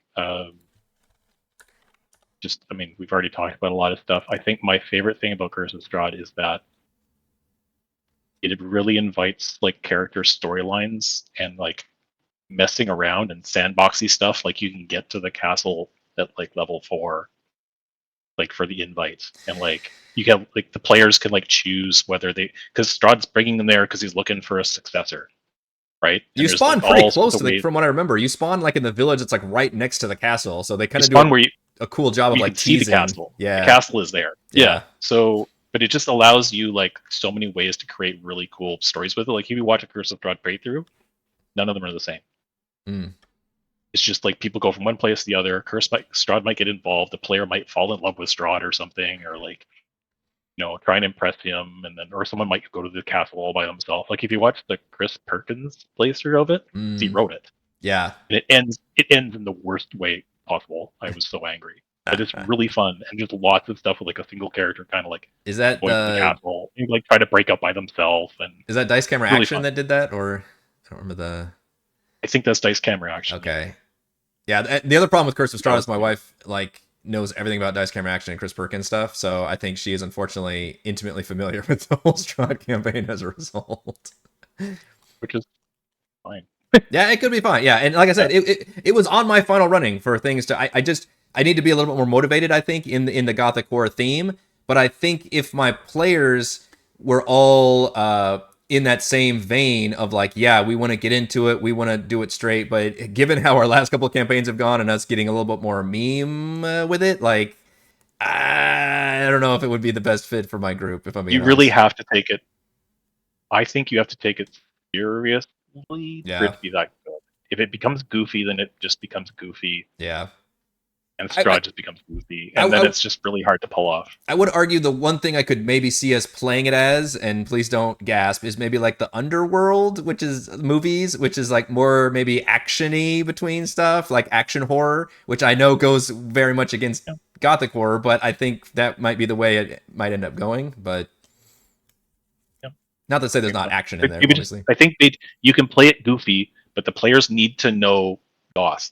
gothic horror. They need to know the conventions to play off the conventions. Yeah. You can't just go in acting like a bunch of like random murder hobos from a typical fantasy story, or else there's just nothing to play off. They won't. Yeah. When And there's funny, they won't get that it's funny. And there's better adventures for that, I think, too, for that Yeah. they can support that style of play better than Curse of Strahd probably can. Don't waste it. Don't waste it. Yeah. Right. So, CT's number 1. So yeah, I ran this, or I didn't run this. I was a player, and we were a good group of friends, a good party. We had a pro DM run this for us, and it was a blast. What was your loved number it. 1? You got to tell us. Curse of Strahd. Okay. Just making sure we get it out there. And, yeah, we're on the same page. It was Curse of Strahd. Yeah, I'm sorry. I assume everybody can see, especially that's the guy. But yeah, it's Curse of Strahd. It was ran, as far as I know, by the book. One of our party members wanted to be a murder hobo, and was killed by when he tried to take on the hags. We were too low of a level to do so, and he ended up being killed. And then he played another character for a little while until we got his other character resurrected and things like that. Right, so we had like a vampire hunter come in and join our team for a little while, and then he had left or ended up being blown up with a cart somehow. But Don't get for me me, started I on mean, that exactly. stupidest thing in that module. I hate it so much. Anyway, continue on. But I mean, it worked for our party and our conditions. And actually, I loved Curse of Strahd from the Death House. That was a punch in the mouth that first time I had truly weird emotions about how in peril my character was. And we dealt with multiple character deaths throughout that you know out that adventure. My personal character, my player character, died during the fight with Strahd, and it was such a fulfilling experience. He was Throd was there. The threat of the villain. As soon as we arrived, you could see the castle. The threat was there. You knew what was there. He would pop in and kind of interact with us here and there, but more or less we were on the story path. And such a great villain. The threat was there, and then he did not disappoint when we finally got to that, and we battled him a few times when we were going through the castle. So Nice. It's a shame it was ran really well. Yeah. I don't know why they didn't like learn from that. Like, oh, people like having a cool villain. We should do that in like all of our campaigns. And like I can't think of another good I'll glance at our list real quick. Like good villain who actually like shows up and properly like monologues and like harasses the party and has like machinations. Like It's really hard. I'll be monologuing again. Yeah. The reason Strahd has so much depth is because there's like 30 years of lore behind it. The book only says so many things. It's very Watsy, and they're in 14 different parts of the book, of course, typical Watsy. And you have to piece it together. But so he's got more motivation and background than most Watsy players do. But a lot of it is like stuff you will find if you just go online and say, "Hey, why did Strahd do this?" Yeah. And like 5,000 guys who are like my age, who are like grew up with Ravenloft, to be like, well, it's actually from I Strahd, page 7, like 3rd paragraph down. So you can find all that background, and it helps that it's like his entire domain of dread thing too. Like he really is like a villain where you're in his world. So, but I'm the land. I think one of the most disappointing things of Curse of Strahd to me is like why, like that was one of your earliest adventures and you fucking nailed it.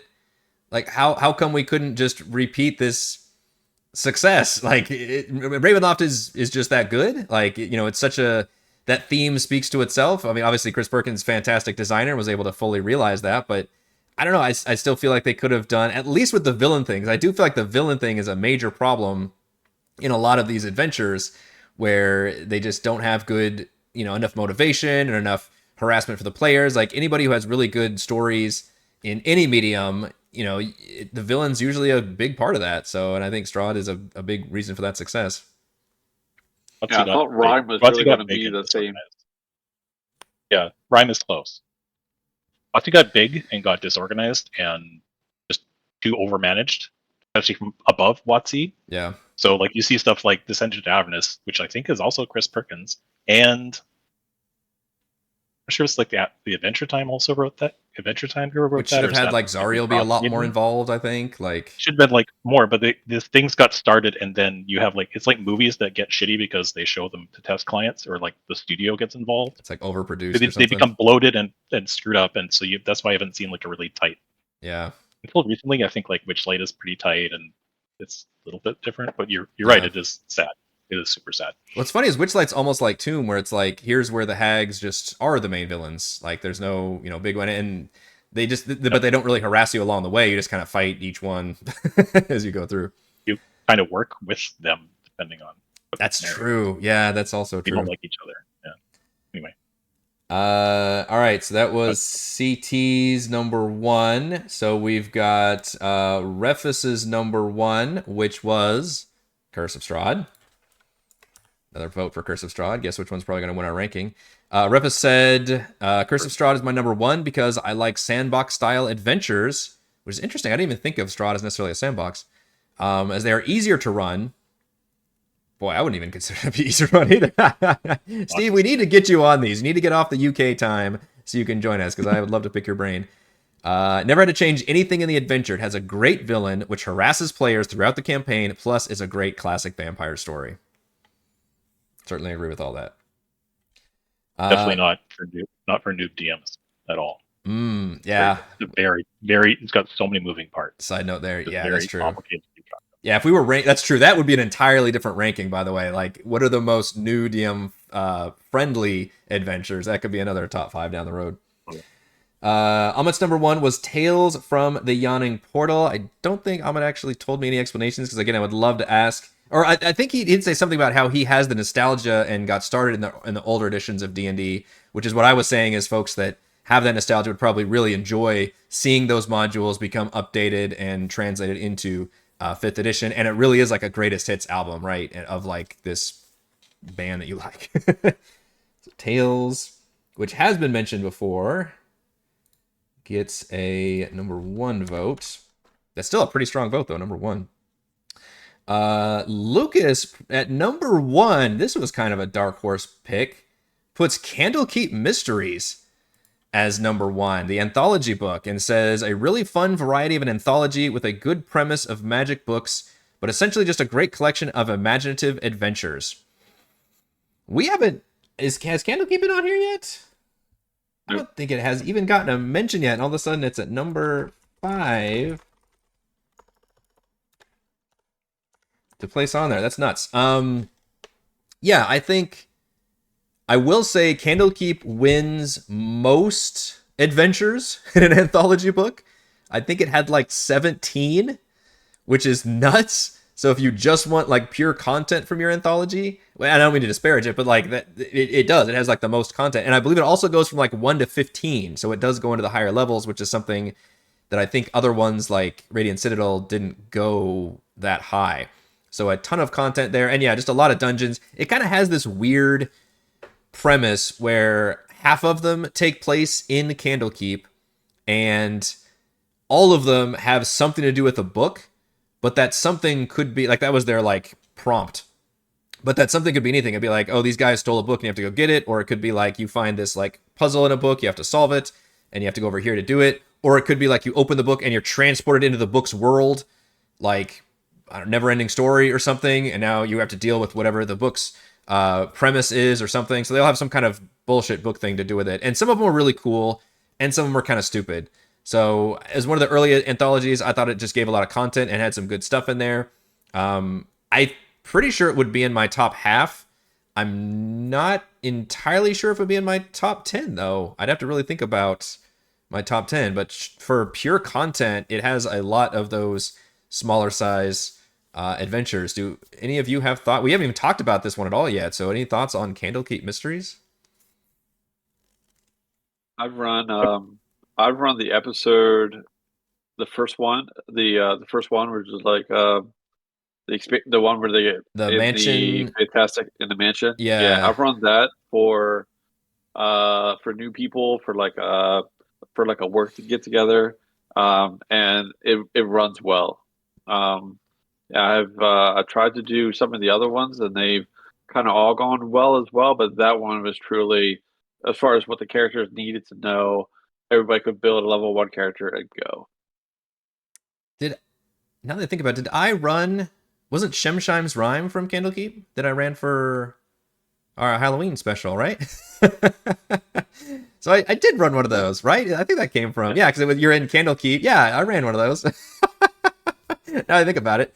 I ran it as a Halloween one shot, which was fun. I thought it was creepy and horror filled and hit all those right notes. But yeah, I think the best ones are probably the ones where you like open a book and you're transported somewhere and you can just see that as a cool like random encounter.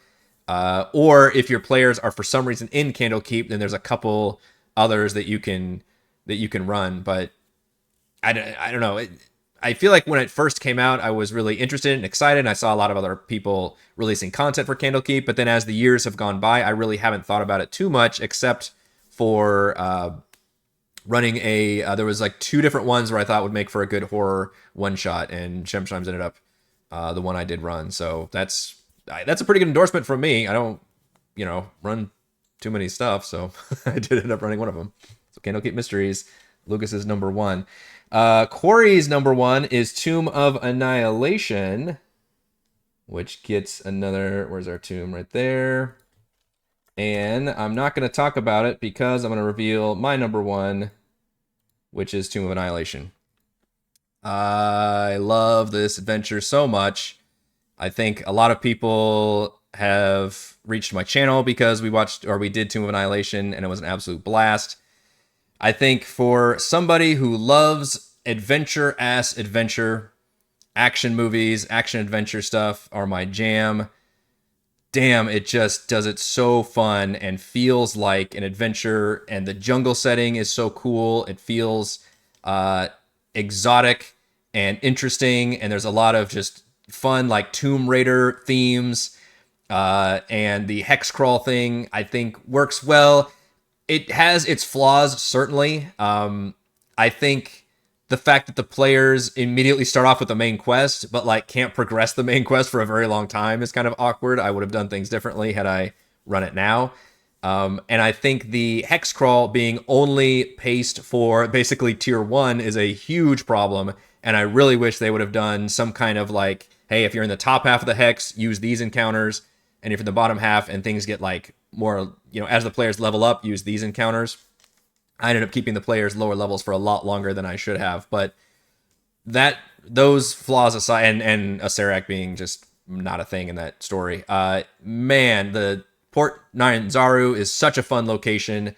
Maybe kind of wish it was more of a hub town the players could go back and forth versus leaving it forever, basically. But all the different areas they have, the Pirate Cove, Anchorage, the Red Dragon, dungeon mine with the cart that goes down, which is a fun idea. And that's not even saying anything about the fact that they take basically Tomb of Horrors and put it into a giant 5 level. I don't remember exactly how many levels it is actually. 6? Some levels of 6, yeah. 6. Okay, of a dungeon crawl, and it's just an amazing mega dungeon. And even before that, you've got this cool Lost City. We did a whole, in fact, I think our previous DM Roundtable was about Lost Cities. Omu is fabulous with the whole Yuan Ti city sitting like right next to it, and all these different shrines you need to go to unlock the final city. All of that is absolutely fabulous. It's got the King of Feathers as a big boss fight. And like all of this adventure is great. And then you've got a mega dungeon, which is also like could be a practically separate dungeon. And it's such an amazing mega dungeon. It even has this crazy like you can get behind the scenes and see like where the gears shift and stuff. You got kind of go like in the employees only section at one point, and it has fun references to Tomb of Horrors, but it just works way better. It doesn't feel overly cruel. It's got all the fun. It still feels like a death trap dungeon, but just feeling a little bit more fair. Now that being said, we did once we got to like the 5th level or something, we did kind of montage through it a little bit. I was about to have my second child, so I was trying to get through it a little bit more quickly. But it was still an absolutely amazing experience. I loved Tomb. I don't think I had to even do much there. I kind of did a few story stuff, but in terms of like, extra content or whatever, like it's all in the book. Like even the encounters, there's tons of cool scripted encounters in the book you can pull from. Like you get all those cool guides, and it's you can just pick and choose which ones you want. I think I used too many, but also the party just wanted to grab all those people, so we had like this whole entourage of people leave Port Nyanzaru they could chill with. So it's a fabulous campaign, and I had to rank it at number 1, even so, because I have very fond memories of that campaign. And that one, unlike Rhyme, I do not feel like I had to just bend over backwards trying to make it work. Although it was very light on story, I think just the whole adventure aspect, the hex crawling, and the individual areas with all their individual storylines really help out, the whole like trying to route the fire newts from this one location to save this NPC stuff, and having to deal with the pirates to save this quest. Like all those quests do kind of end up being the storyline basically. And even if the death curse I didn't really care about too much till we got to the very end, but fucking love Doom of Annihilation.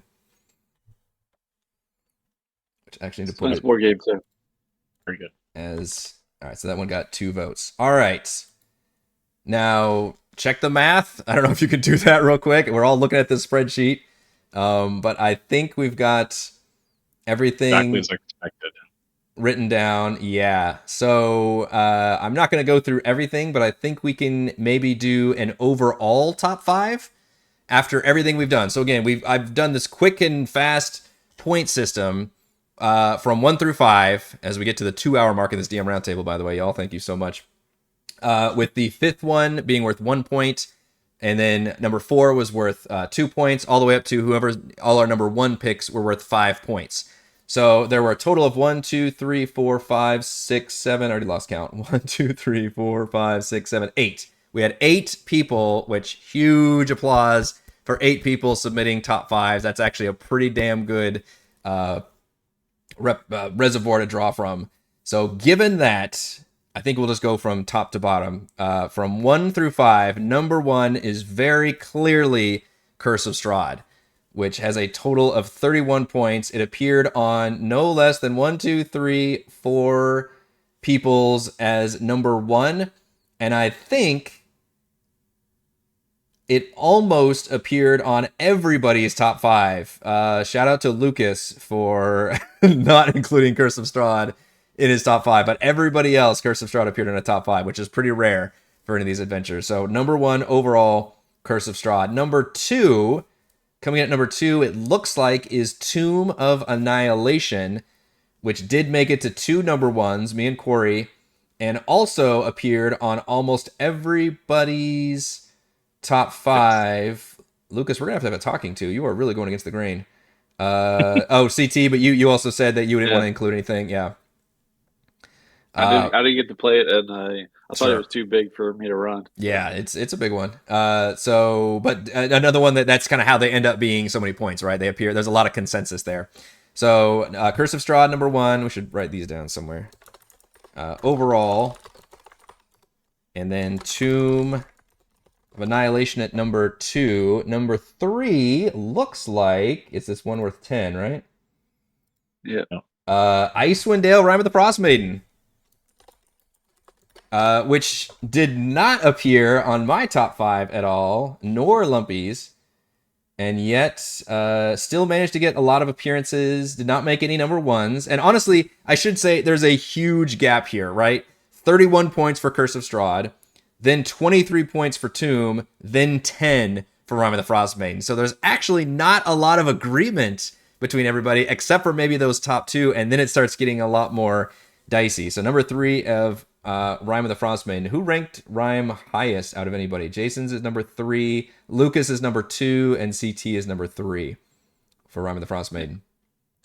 Number 4, is it looking like number 8 here? Yeah. Which Wow, which is only appears on two lists, which is Tales from the Yawning Portal. I did not expect that at all. Amit, you may have just earned Tales from the Yawning Portal in our overarching top 5 because he put it as his number 1, which gave it the points it needed to make it into our number 4 overall. And then it's going to get tricky because I think we have a tie at number 5 between these two number 7s, which is and these actually sound more reasonable. More reasonable. Lost Mine of Phandelver and Storm King's Thunder. Both are tied at number 5. All of those honestly feel, except for Tales of the Yawning Portal, it feels a little bit of the dark horse pick. I probably would have, if I were guessing which ones would make top 5, I probably would have yanked Tales out and just had Storm Kings and Lost Mine fill out the 4 and 5 slot for what like the big consensus would be. So that's pretty close, honestly. Anybody have, before we wrap things up, anybody have any big surprises or shocks or just had their minds changed about anything in particular? No, I think those top 2 are like the consensus top 2. Yeah. You talk to most people, and then past that, it's kind of like it's like what themes. Frost Maiden is generally pretty like high because I think so many people played it. Mm. Recently, so it's fresh in their mind. Yeah. Even with its problems, I think it was exactly. Mine was I did Curse of Strahd at the start of the pandemic, but that's my pandemic one. But I think Frost Maiden was huge. Was it released whether it was around good like or 2020? not? Lots of these people played it. Yeah. I think it's like 2020, and it was just like the one that people were talking about at the same time. And I think we mentioned that's a huge thing. Is the reason I like playing the big ones is I love to be online and have that conversation with people playing it. I like been watching Eric's games and watching them and kind of going like, this is why I like Rise of Prophet so much, and the new one you're doing right now, I'm kind of like, I'm enjoying it, but it's not the same because I don't know anything about it. Yeah. It doesn't have any like, oh, you put that thing there kind of thing to it. So, and that was a trickier one to run too. That's a big reason why I like doing the official 5e ones, because people have that buy-in. Like, okay, how are you gonna do this? And we mentioned earlier, Icewind Dale also is one of the more famous locations, probably one of the most famous locations outside of literally just mentioning the cities, which is probably why they do like Baldur's Gate : Descent into Avernus, for an adventuring site, is like these like inhospitable frosty mountains where there's creepy stuff going on. Yeah. Man, this was a record DM roundtable. I was thinking this would go very fast and smoothly, but honestly, I had an absolute blast. I can't thank you all enough for jumping on for this incredibly long. Now, I will say part of this is because this was a very big topic, to be fair, right? Probably one of the biggest topics we'll ever do and talk about. We probably won't go around and spend 2 hours talking about like our favorite cantrips or something like that. That would be insane. But this was a major one. I'm glad we got to spend a lot of time on it. And I thank you all for spending extra time for this extra long episode to kick off our new DM Roundtable series. Thank you to Lumpy, Jason, and CT. And also thank you to the patrons who submitted their top 5s that we could discuss those as well. Refus, Amit, Lucas, and Corey. Big thank you to where we had a really fun pool to draw from and just more things that we could talk about. And thank you to all the patrons for helping make these DM Roundtables possible. Shouts to Platinum patrons Joe, Will, Thomas, Stan, Brennan, Genocider, Eclectic, Roleplay Roll, Christopher, Corey, Big Nut, John F, John L, Eric, Tyler, Nathan, Cap Crystal, Counselor, Andrew, Daryl, The Reldrin, Captain Woody 79, Stephanie, Andy, Patrick, Jason, Ismail, Amit, Lumpy Spuds, Koi, and Sharni. And gold patrons RPG, Papercrafts, Pretty Boy, and Yuma, The Lizard Lounge, Sam, Jerome, Nathan, Fast Like a Tortoise, Scott, Rufus, Carolyn, Jerry, Thomas, Glenn, and Marcus. Thank you all very much for your support, and hope to see you all for the next time we do the new DM Roundtable.